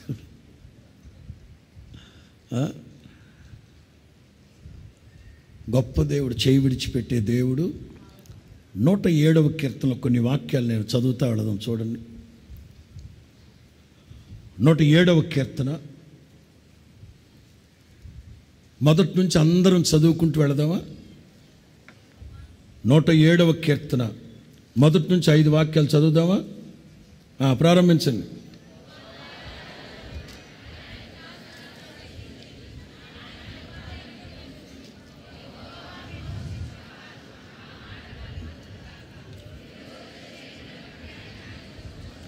నాలుగో వాక్యం, వారు అరణ్య మందల ఎడారి త్రోవలో తిరుగులాడుచుండిరి, నివాసపురం ఏమీ లేక ఆకలి దప్పుల చేత వారు కష్టకాలమందు యెహోవాకు వారు ఆపదలో ఉన్నప్పుడు వారిని మీరు గమనిస్తూ వస్తే 28 శ్రమకు తాళలేక వారు యెహోవాకు మొరపెట్టిరి, ఆయన వారి ఆపదలో నుంచి వారిని. పిల్లరా, శ్రమకు తాళలేక దేవుని చేత పిలువబడిన వాళ్ళే, గొర్రెపిల్ల రక్తంతో విమోచించబడిన వాళ్ళే, ఎర్ర సముద్రంలో బాప్తిస అనుభవాలు పొందిన వాళ్ళే, మన్నా తింటున్న వాళ్ళే, బండలో నీళ్లు తాగుతున్న వాళ్ళే. ఎన్ని చేసినా నిర్దేశించబడిన కొన్ని సందర్భాల్లో స్వచిత్తం అనేది, స్వయం చిత్తం అనేది ఒకటి మనల్ని అటు ఇటు కాకుండా చేస్తుంది. ఆయన వారు కోరిన రేవుకి వారిని నడిపించిన మాట వాస్తవమే. కానీ అంత క్రితం ఏమైంది? ఆకాశం వైపు ఎక్కుతున్నారట, అగాధంలో పడిపోతున్నారట. 4 అడుగులు ప్రగతి పదంలో ముందుకేస్తే 13 అడుగులు వెనక్కి పడిపోతున్నాయి. అటు ఇటు తూలుతున్నారు క్రమశిక్షణ లేకుండా. కారణం మూర్ఖత్వం. ఇదిగో ఆ రేవుకు మమ్మల్ని నడిపించు ప్రభువా. దేవుడు అన్నారు, అలాగే నడిపిస్తాను, రండి వెళ్దాం. ఇటు కాదు, ఇటు.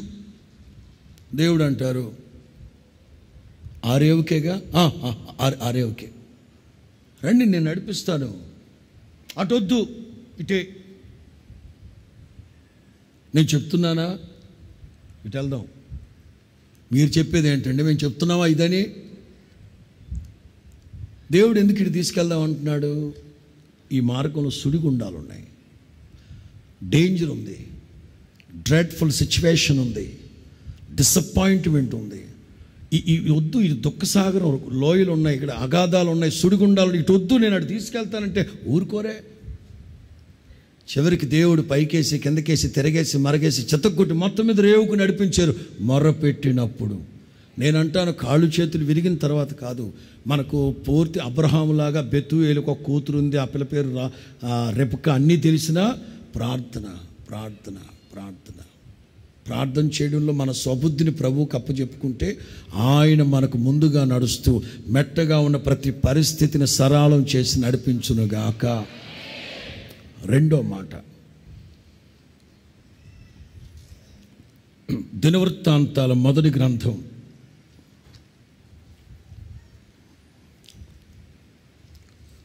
14 ఫస్ట్ క్రానికల్స్ చాప్టర్ 14.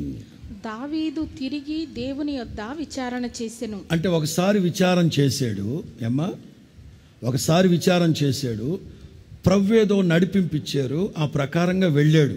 రెండోసారి తిరిగి యెహోవా యొద్ద విచారణ చేసెను. అందుకు దేవుడు, నీవు వాణ్ణి తరుముకొని పోక వాణ్ణి తప్పించుకొని చుట్టూ తిరిగి కంబలి చెట్లకు ఎదురుగా నిలిచి కంబలి చెట్ల కొనల యందు కాళ్ళ చప్పుడు నీకు వినబడినప్పుడు వారితో యుద్ధమునకై బయలుదేరి వారి మీద చప్పుడు వినబడినప్పుడు ఫిలిస్తీన్ల దండును హతము చేయుటకై దేవుడు నీకు ముందుగా బయలు వెళ్ళి. నోట్ చేయండి, మీరు అండర్లైన్ చేయండి. ఫిలిస్తీయుల దండును హతము చేయుటకై ఎవరు వెళ్తారట? ముందుగా దేవుడు నీకు ముందుగా బయలు వెళ్ళి. మీకు 2 పాయింట్స్ చెప్తాను, అద్భుతమైన మాటలు. మీరు అర్జెంటుగా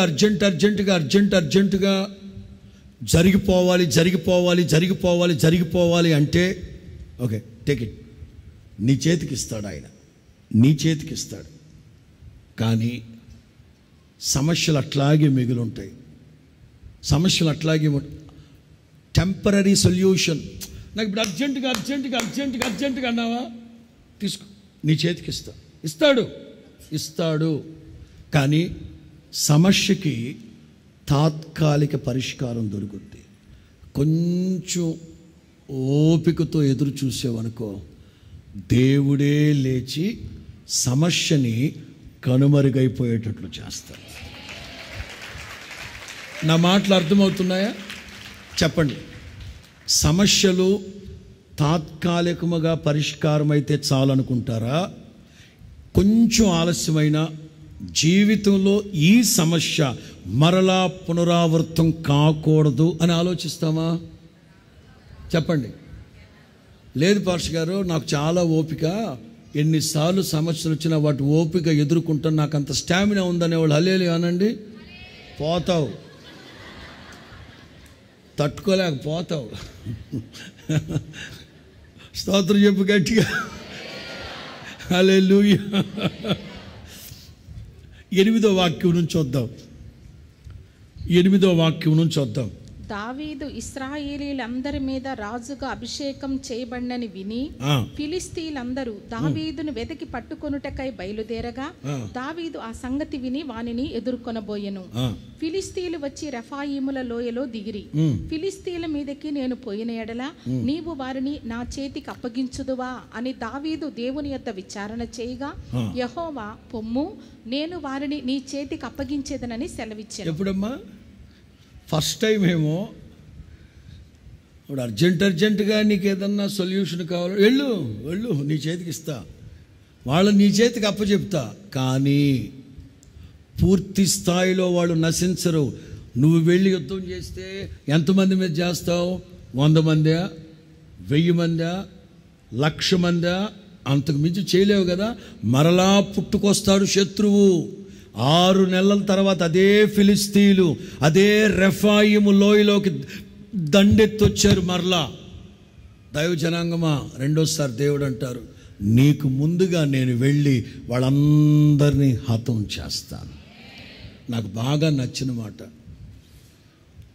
మన భవిష్యత్తు దేవుని చేతిలో పెడదాం. మన భవిష్యత్తు ప్రభు చిత్తానికి అప్పగించుకుందాం. కొంచెం ఆలస్యం అవ్వచ్చు, కొంచెం ఆలస్యం అవచ్చు. అప్పటికప్పుడు అర్జెంటుగా అయిపోవాలి, జరిగిపోవాలి అనుకుంటే మరలా ఉత్పన్నం అవుతూ ఉంటాయి సమస్యలు. దేవుడు ఏమన్నారంటే, చదువుదాం 15వ వాక్యం 14 నుంచి.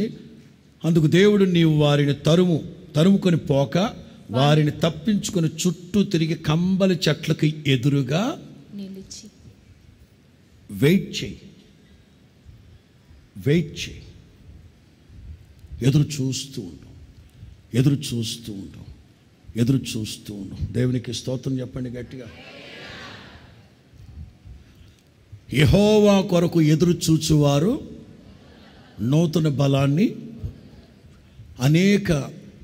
అనేక మంది ఆత్మీయుల్లో ఈ ఓపిక లేక అర్జెంటుగా, అందుకే నేను ప్రారంభంలో చెప్పాను, అత్యుత్సాహాన్ని కనపరిచే గుర్రాల్లాగా తొందరపడి వెళ్ళమాకండి. అలాగని బుద్ధి జ్ఞానం లేని గాడిదల్లాగా వెనకుండొద్దు. దేవుని సమయం అనేది ఒకటి గుర్తుపట్టండి.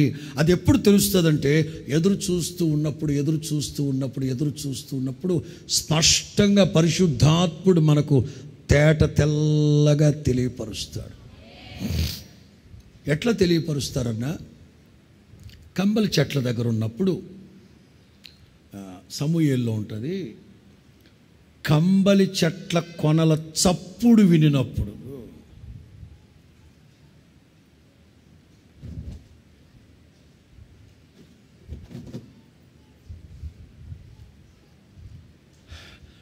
కంబలి చెట్ల కొనల చప్పుడు మీకేమైనా వినబడుతుందా?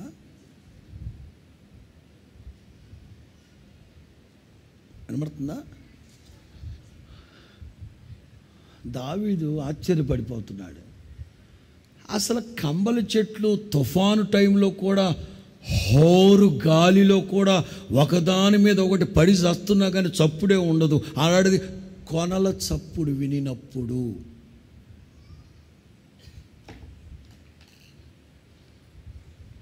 అంటే అర్థం తెలుసా?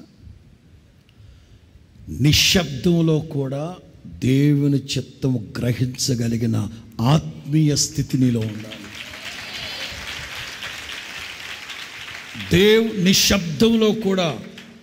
నిశ్శబ్దంలో కూడా దైవ చిత్తాన్ని గ్రహించగలిగిన ఆ spiritual highness, zenith level of faith. నాకు బాగా నచ్చిన మాట అది. ఈ గుంటూరే అరండలపేట 4వ లైన స్నేహ లితో ప్రింటర్స్ ఉంటారు. వాళ్ళు ప్రింటింగ్ ప్రెస్ ప్రారంభించి ఐ థింక్ 25 సంవత్సరాలైన శుభ సందర్భంలో ఒక మ్యాగజైన్ ఒకటి వేశారు. ఆ మ్యాగజైన్లో యేసన్న గారి కోసం రాశారు. ఏమనో తెలుసా? స్నేహాలితో ప్రింటింగ్ ప్రెస్ పెట్టి వాళ్ళు సినిమా వాళ్ళు పోస్టులు వేస్తుంటారు. అలాగే మన క్రిస్టియన్, మన ఇప్పటికీ ఐ థింక్ ఇప్పుడు విజయవాడలో వేపిస్తున్నారు అనుకుంటాను. మన రాజ్బాబు గారు సజీవుడిగా ఉన్నంతకాలం మన రాజ్బాబు అంకులు స్నేహాలోనే వేయించేవాళ్ళం, ఎల్లో కలర్ వాల్ పోస్టులు అవన్నీ. వాళ్ళ వ్యాపారాలు ఆల్మోస్ట్ దిగజారిపోయి ఇక ప్రింటింగ్ ప్రెస్ ఎత్తేద్దాం, సామాన్లన్నీ సెకండ్ హ్యాండ్ కింద అమ్మేద్దాం అనుకుంటున్న రోజుల్లో 1990 నుంచి మన హోసన్నా మినిస్ట్రీస్ పరిచర్యకి దేవుడు ద్వారాలు తెరిచారు. హోసన్నా మినిస్ట్రీస్కి ముబ్బడి దిబ్బడిగా వేల వాల్ పోస్టులు. తెలుసుగా ఆ రోజుల్లో నెలకి 30 రోజులైతే 30 రోజులు సభలే, 365 రోజులైతే 365 రోజులు సభలే. ముబ్బడి తిప్పడగా వాల్ పోస్టులు యేసన్న గారు వేయిస్తూ ఉంటే మరలా వాళ్ళు డెవలప్ అయ్యారు. ఆ కృతజ్ఞతతో యేసన్న గారి గురించి వాళ్ళు రాస్తూ ఈ మాట రాశారు: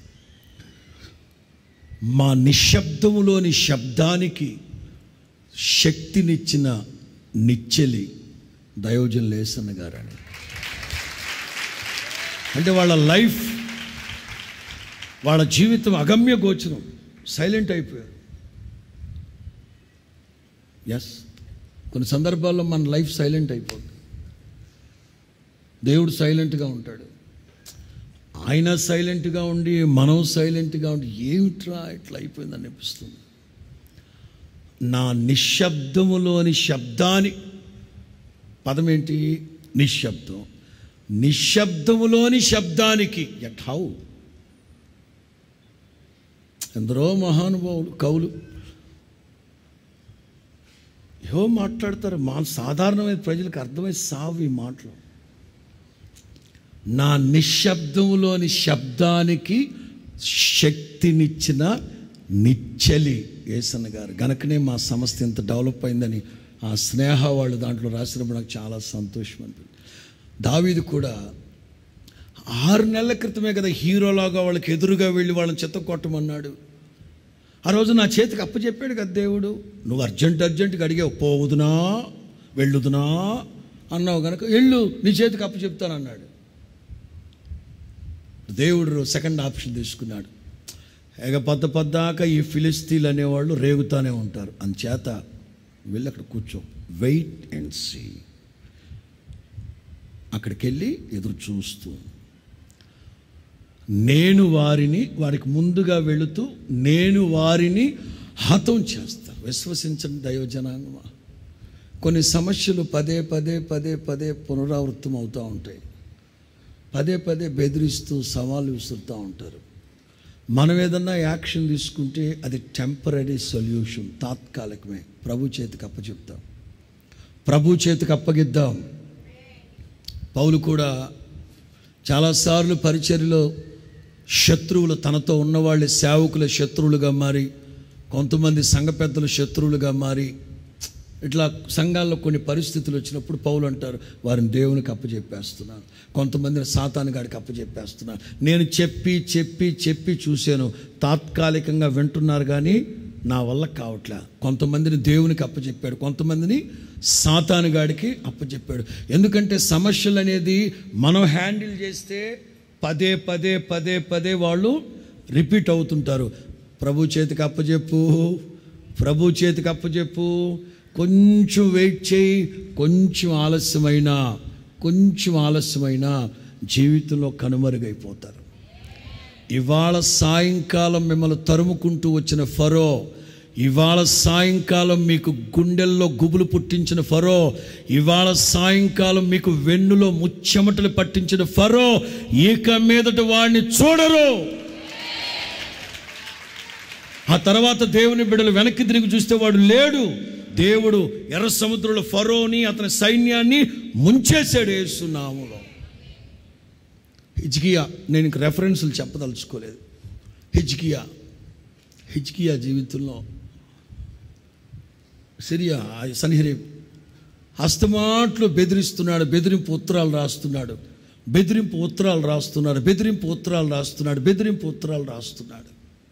ఎంత నచ్చ చెప్తున్నా, ఎంత తగ్గించుకుంటున్నా, ఎంత ఓర్చుకుంటున్నా ప్రజల్ని ఎంతోమంది విశ్వాసుల్ని చెదరగొడుతున్నాడు. విశ్వాసుల హృదయాల్లో విషపు చుక్కలు, దేవుడి పేరు చెప్పి వాడు మోసం చేస్తున్నాడు మిమ్మల్ని, హిజ్కియా దేవుడిని నమ్మమాకండి అని ప్రజల్ని చెడగొట్టేస్తున్నాడు.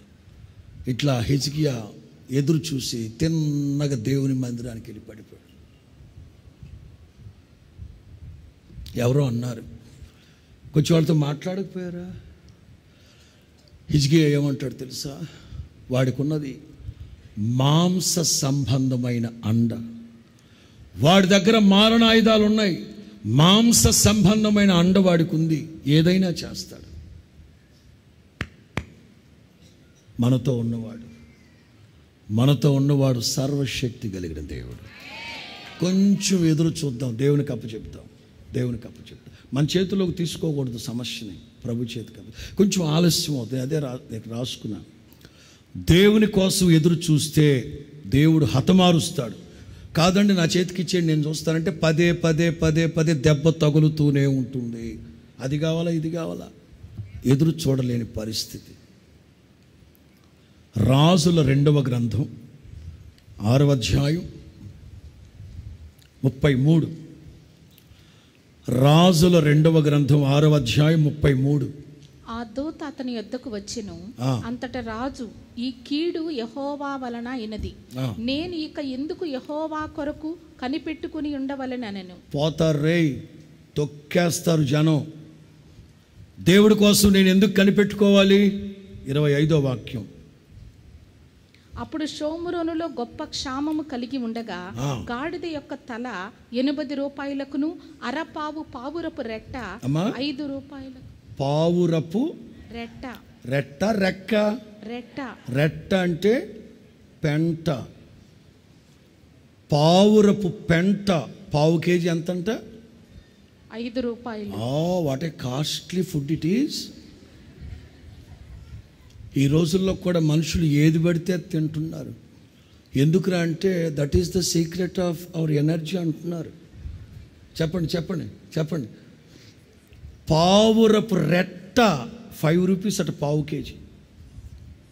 అంత దయనీయమైన పరిస్థితుల్లో ఎలీషా ఏమని ప్రవచించారు చెప్పండి? వచ్చే ఏడాది రేపు ఈ వేళకు అంటే 24 hours ఏమా? ఏ ఎదురు చూడలేవా?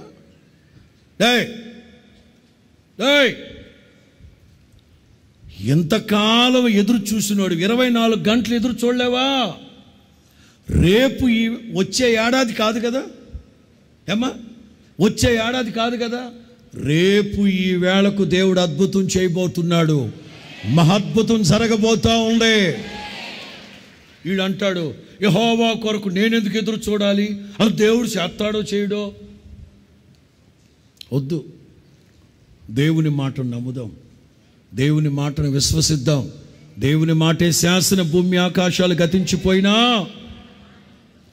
ప్రియులారా, నయోమి వాళ్ళ భర్త, 2 కొడుకులు. బెత్లెహేములో కరువు వచ్చింది. అందరూ అక్కడే ఉన్నారు. దేశంలో ఉన్న వాళ్ళందరూ అక్కడే ఉన్నారు. చావు తెలివి, స్వబుద్ధి, హడావిడిగా భార్య భర్త 2 కొడుకులు కలిసి వెళ్ళిపోయారు. ఊళ్ళో ఉన్న వాళ్ళందరూ యెహోవా కొరకు కనిపెడుతూ ఉన్నారట. 6వ వాక్యం. రూత్ వారికి ఆహారం ఇచ్చుటకు, చాప్టర్ 1 verse 6. వారికి ఆహారం ఇచ్చుటకు యెహోవా తన జనులను దర్శించెనని. నేను చెప్పనా? యెహోవా వారికి ఆహారం ఇచ్చేంత వరకు ఆ జనులు యెహోవా కొరకు, అదే కదా కీర్తనలో చూద్దాం, కరువులో నుంచి వారిని విడిపించుటకు యెహోవా కొరకు కనిపెట్టుకుని వారందరూ ధన్యులు కదా. ఎందుకు ఎదురు చూడలేకపోతున్నావు? ఎందుకు అర్జెంటుగా అయిపోవాలని ఎందుకు ఎదురు చూస్తున్నావు? అర్జెంటుగా అయిపోవాలంటే నీ చేతికి అప్పచెప్తాడు.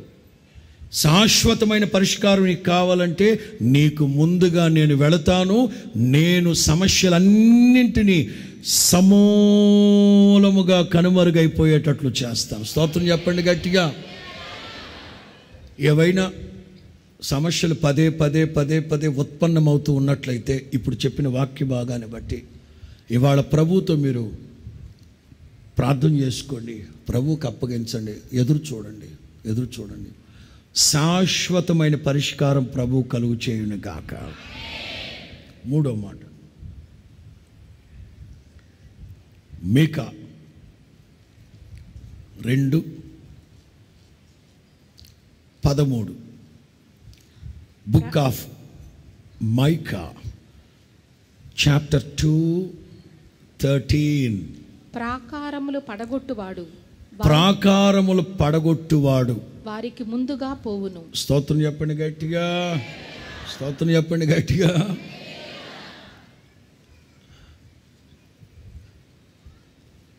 The breaker.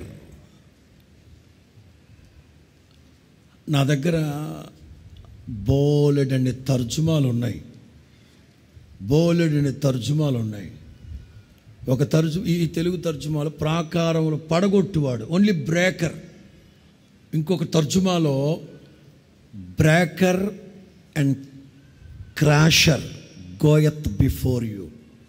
ప్రాకారములు పడగొట్టి వాటిని తుత్తునీలుగా చూర్ణముగా చేయువాడు మీకు ముందుగా వెళుతున్నాడు. ఇప్పుడు దావీదు అంటాడు, నా దేవుని సహాయము వలన నేను ప్రాకారాలను అంతొద్దు. ఎందుకు నేనున్నాను కదా, అంతొద్దు, ఎందుకు నేనున్నాను కదా, నా సహాయం వల్ల నువ్వు దాటడం కాదురా బాబు, నేను ప్రాకారాలు పడగొట్టేస్తాను. పడగొట్టాక ఇంకా డేంజరు. ఇప్పుడు మామూలుగా గోడ ఉందా, జంప్ చేసి దూకడం చాలా తేలిక. అదే ఒక ఇల్లు పడగొట్టేశాక దాని మీద నడిచామనుకోండి, పడగొట్టబడిన రాళ్ళ మీద కనుక మనం నడిస్తే కాళ్ళు బెసకడమో బెనకడమో ఎరగడమో పగలడమో నరకడమో ఏదో ఒకటి జరుగుతుంది. అది ఇంకా డేంజర్. దేవుడు అంటారు ఇంకొక తర్జుమాలో, బ్రేకర్ అండ్ క్రాషర్, ప్రాకారములు పడగొట్టి చక్కగా చూర్ణం చేసి నలగొట్టేసేవాడు మీకు ముందుగా వెళుతున్నాడు. హల్లెలూయా. విశ్వసించాలి మనం, ఎందుకంటే ఆయన గతంలో మన జీవితంలో ఎబినేజర్, భవిష్యత్తులో ఇమ్మాన్యుయేల్. ఆయన మన వెనక ప్రొటెక్టర్, మన ముందు ఫ్యూచర్ నడిపించే డైరెక్టర్. దేవునికి మహిమ కలుగును గాక. విశ్వాసం ఉండాలి, ఆయన మన ముందు వెళుతున్నారు అని విశ్వాసం ఉండాలి.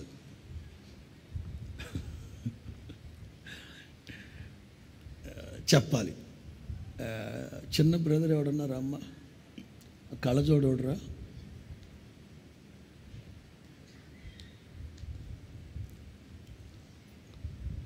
ఓదార్పు యాత్ర, కళ్ళజోడు తీసే మంచి క్యారెక్టర్, ఏసన్న గారి క్యారెక్టర్ ఇది. ఏసన్న గారు సేవకి వెళ్ళిన ప్రారంభ దినాల్లో గుడివాడలో జరిగిన సంగతి ఇది. ఎర్లీ సిక్స్టీస్లో జరిగిన సంగతి. ఏసన్న గారు ఇట్లా సన్నగా గట్టి గాలి కొడితే గోదాట్లు పడిపోయేటట్టు ఉండేవాడు. వాళ్ళ పెద్ద పాస్టర్ గారు గుడివాడలో సేవ చేస్తుండేవాళ్ళు. అప్పట్లో పరిశుద్ధుల సహవాసంలో అడ్డపంచి అంటు కత్తిర మీసాలు లేకుండా అక్కడ వీళ్ళిద్దరు నడుచుకుంటూ సేవకి వెళ్తున్నవాడు. గుడివాడలో ఆ రోజుల్లో 60 ఇళ్ళు అంటే ఏ సైకిల్ కొనలేదు, నడుచుకుంటూ వెళ్తుండేవారట. ఈయన పెద్ద ఆయన కావాలని మధ్యలో వెళ్తా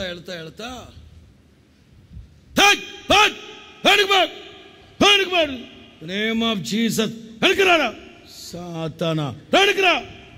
ఈయన ఎప్పుడైతే అకస్మాత్తుగా అంటాడు యేసన్న గారు,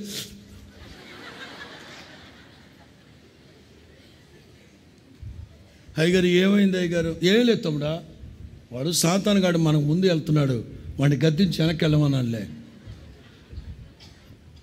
అయ్యగారు ఈసారి అట్లా గద్దించే ముందు నాకు ఒకసారి చెప్పండి, అది మీ నాకు గుండె ఆగిపోతుంది బాబా, నేను బలహీనుడు బాబా, బలహీనుడు, భయం వేస్తుంది నాకంటే. భయపడి మాకు తమ్ముడా, నేను ఉన్నాం కదా తమ్ముడా, రా ఏం కాదు రా. ఇదే పని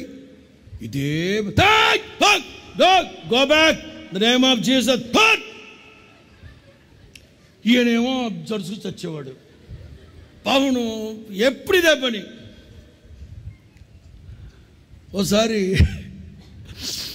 గుడి వాళ్ళు రైల్వే స్టేషన్ రోడ్లో వెళ్తున్నారంట. వెళతా ఈ పాస్టర్ గారు తడేలని కింద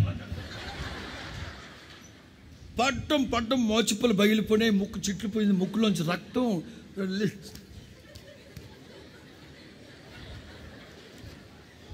తమ్ముడా ఏమైంది తమ్ముడా అన్నారంట. నాకు తెలియదు పాస్టర్ గారు అంటే. ఏమైంది తమ్ముడా? రక్తం వస్తుంది తమ్ముడా రక్తం తమ్ముడా. ఏమైంది అంటే ఈయన అమాయకంగా చెప్పాడంట, పాస్టర్ గారు మీ అడ్డపంచి తట్టుకొని కింద పడ్డారేమో. లేదే, అడ్డపంచి నాకు అడ్డుపడితే నాకు తెలుస్తుంది కదా. లేదు, హౌ, ఎలా పడ్డాను, హౌ, అడ్డపంచి కాదు, ఏదో జరిగింది ఇక్కడ, ఎలా పడ్డాను, హౌ. ఈ సందర్భం కొరకే ఎదురు చూస్తున్నాడు ఆయన. గత ఏడాది నుండి ఈ సందర్భం కొరకే ఎదురు చూస్తున్నాడు. వెంటనే నేను అన్నాడు, మీకు ముందు సాతానుగాడు వెళ్తుండేవాడు, వాడి మానాన వాడిని వెళ్ళనిచ్చుంటే బాగుండేది, ఏ ఇబ్బంది ఉండేది కాదు. అస్తమాట్లు నువ్వేమన్నావు, గో బ్యాక్, వెనక్కిరా, పద్దాక వాడిని విసిగించి వెనక్కిరా వెనక్కిరా వెనక్కిరా అన్నావు. ఆడికి మాత్రం సిగ్గు రోషం ఉంటుంది కదండి. ఆడు మీ వెనక్కి నేను దొబ్బేశాడండి మిమ్మల్ని, అందుకని పడ్డారండి మీరా. చివరికి అంటాడంట, తమ్ముడా ఎవరి దగ్గర చెప్పమాక, ఏదండి పడ్డ సంగతి అంటే, పడ్డ సంగతి కాదు, ఏదో నీ ముందు బిల్డప్ కోసం అట్లా అన్నాను కానీ నా ముందు సాతానుగాడు లేడు, ఎవడు లేడు తమ్ముడా. నీకు అర్థమైందా? ఆయన ముందు సాతానుగాడు లేడు, వెనక లేడు సాతానుగాడు, ఈయన ముందు బిల్డప్ ఏనా. ఇదేదో పెద్ద దయ్యాలు గద్దించేవాళ్ళలాగా ఈయనకు దయ్యాలు కనబడుతున్నట్టు అంటే ఆయనకి మా మాట జడుచుకున్నట్టు ఈయన ముందు బిల్డప్. ఎవరు ముందు మన బిల్డప్? సరదాగా చెప్పాను మీకు, కూర్చో. ఇప్పుడు మన ముందు ఎవరు వెళుతున్నారో మనకు గ్రహింపు ఉండాలి. స్తోత్రం చెప్పు గట్టిగా. ఆ గ్రహింపు ఉన్నప్పుడు యేసుతో టీవీగాను పోదమా వచ్చు వైరి కదా. ఇశ్రాయేలీలు మొట్టమొదటి వాళ్ళకి ఎదురైంది ఎర్ర సముద్రం. ఏ చిన్న మెట్టగా ఉన్న పరిస్థితి ఎదురైనా చంపే, మమ్మల్ని చంపే, మేము బతకం, చంపే, వాడినన్నా చంపే, రాళ్ళు తీసుకుంటారు. మోషే గారు రా, ఐగుప్తులో మాకు సమాధులు లేవనా, ఇక్కడ తీసుకొచ్చావు, నువ్వన్నా చచ్చిపో, మమ్మల్ని అన్నా చంపే. ఇదే పని. కొంచెం దప్పిక ఏడు మోషే గారు కాస్త కొంచెం నీళ్ళు ఇప్పించకపోయారంటే అంటుంటుంది, చంపేయి, నువ్వు చచ్చిపో, కొట్టి రాళ్ళతో కూడా చంపండి రండి, చంపేయి. ఏ చిన్న సమస్య వచ్చినా చచ్చిపోదాం. మరి ప్రారంభంలో మీరు ఏం పాడుపాడారమ్మా? ఐగుప్తును వదిలిపెట్టే చోటు ఎప్పుడు ఏం పాడుపాడారు మీరు? నా ముందు నడచిన జయవీరుడా, నా విజయ సంకేతమా, ఇది కదా పాడింది. లేక ఇశ్రాయేలు సైన్యమునకు ఏమైనా పాటలని ఏమయ్యాయి? ఏ చిన్న సమస్య వచ్చినా, ఏ చిన్న అడ్డు వచ్చినా చచ్చిపో, చంపేయి, బతకం, చంపేయి. అనేక సందర్భాల్లో దేవుని ప్రజలు చావు కోరుకుంటూ వచ్చారు. ప్రియులారా, చెప్పడం చాలా తేలిక అనుకుంటాను, అలా అనకూడదని. బట్ ఆ సినారియోలో ఆ స్నార్, ఆ ఉచ్చులో పడ్డాక తెలుస్తుందేమో, చచ్చిపోవాలనిపిస్తుందేమో. ఏలియా ఎంత గొప్ప దైవజనుడు, ఎంత రోషము కలిగిన దైవజనుడు, దేవుని కొరకు ఎంత వైరాగ్యము కలిగిన సేవ చేసిన సేవకుడు. ఒక బజార్ది బెదిరింపు ఉత్తరాలు రాసి భయపెడుతూ ఉంటే ఏమాత్రం సేవలో ఒక్క అడుగు కూడా ముందుకు వేయలేక మరణాపేక్ష గలవాడు.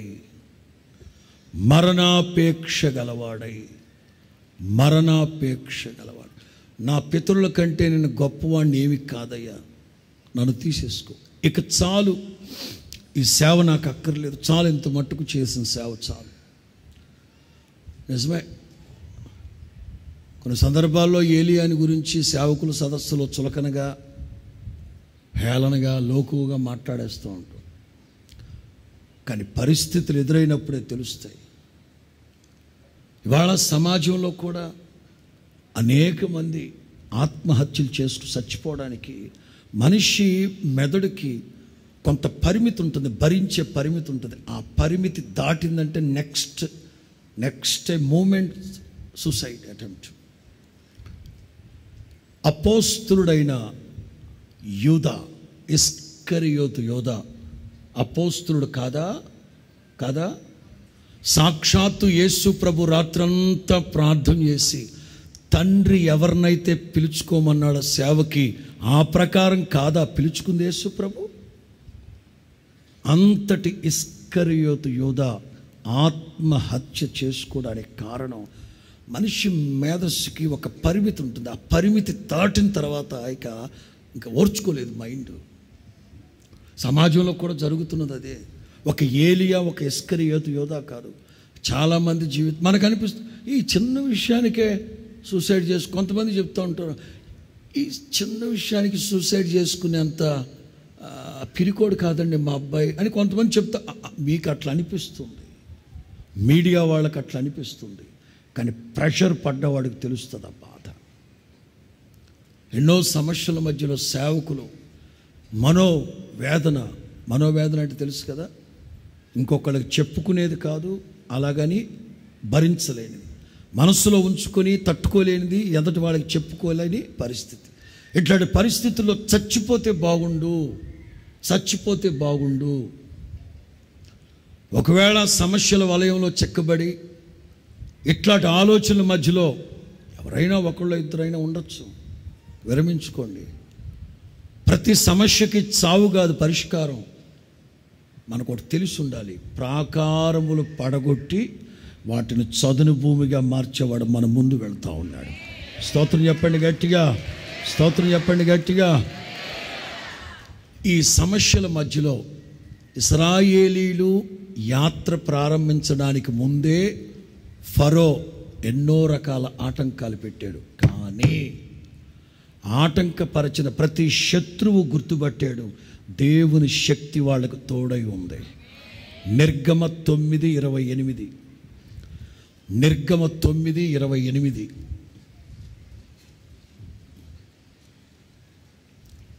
నేను ఇంత మట్టుకు చాలును, ఇకను బ్రహ్మాండమైన ఉరుములు వడగండ్లు రాకుండునట్లు యెహోవాను వేడుకొనుడి, మిమ్మును పోనిచ్చేదను, మిమ్మును ఇకను నిలుపునని వారితో చెప్పగా. 8వ అధ్యాయం 19వ వాక్యం. 8:19 శకునగాండ్రు ఇది దైవశక్తి అని ఫరోతో చెప్పిరి. ఐ థింక్ ఫుట్ నోట్ ఉందమ్మా, దేవుని వ్రేలు. ఇశ్రాయేలీల పక్షముగా దేవుడు ఇంకా బాహువు చాపలేదు, జస్ట్ ఏళ్ళతోనే క్యారం బోర్డు ఆడుతున్నాడు. తలలు పైకెత్తండి, జస్ట్ ఒక ఏళ్ళతో టచ్ చేస్తేనే వాళ్ళ శాల్తీలన్నీ పొడిపడాయి, శాల్తీలన్నీ లెగిసిపోయినాయి. జస్ట్ ఒక ఏలు. ఇంకా నా దేవుడు బాహుబలం చాపితే ఇంకెట్లుంటుందో ఒకసారి అర్థం చేసుకోండి. స్తోత్రం చెప్పు గట్టిగా.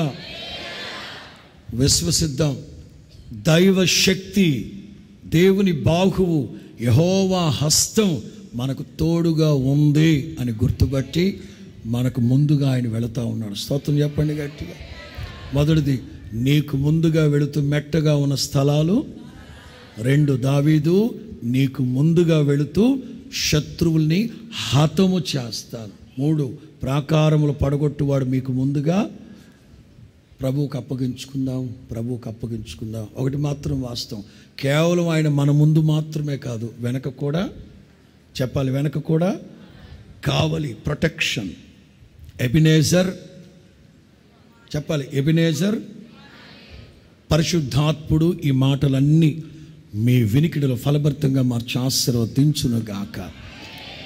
స్తోత్రం. పరిశుద్ధుడా, ప్రేమ స్వరూపి యేసయ్యా, మీ స్తోత్రం.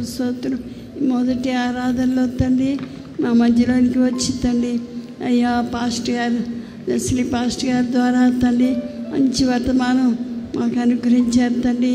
స్తోత్రం. వాక్యాన్ని విని ఉన్నాం తండ్రి. విని ఉన్నటువంటి వాక్యాన్ని చక్కగా ఫలించేటట్లు మంచి నేలబడిన విత్తనం వలె ఫలింపచేయండి తండ్రి. స్తోత్రం. కనికరించయ్యా తండ్రి, మీరే సహాయం చేయండి అయ్యా.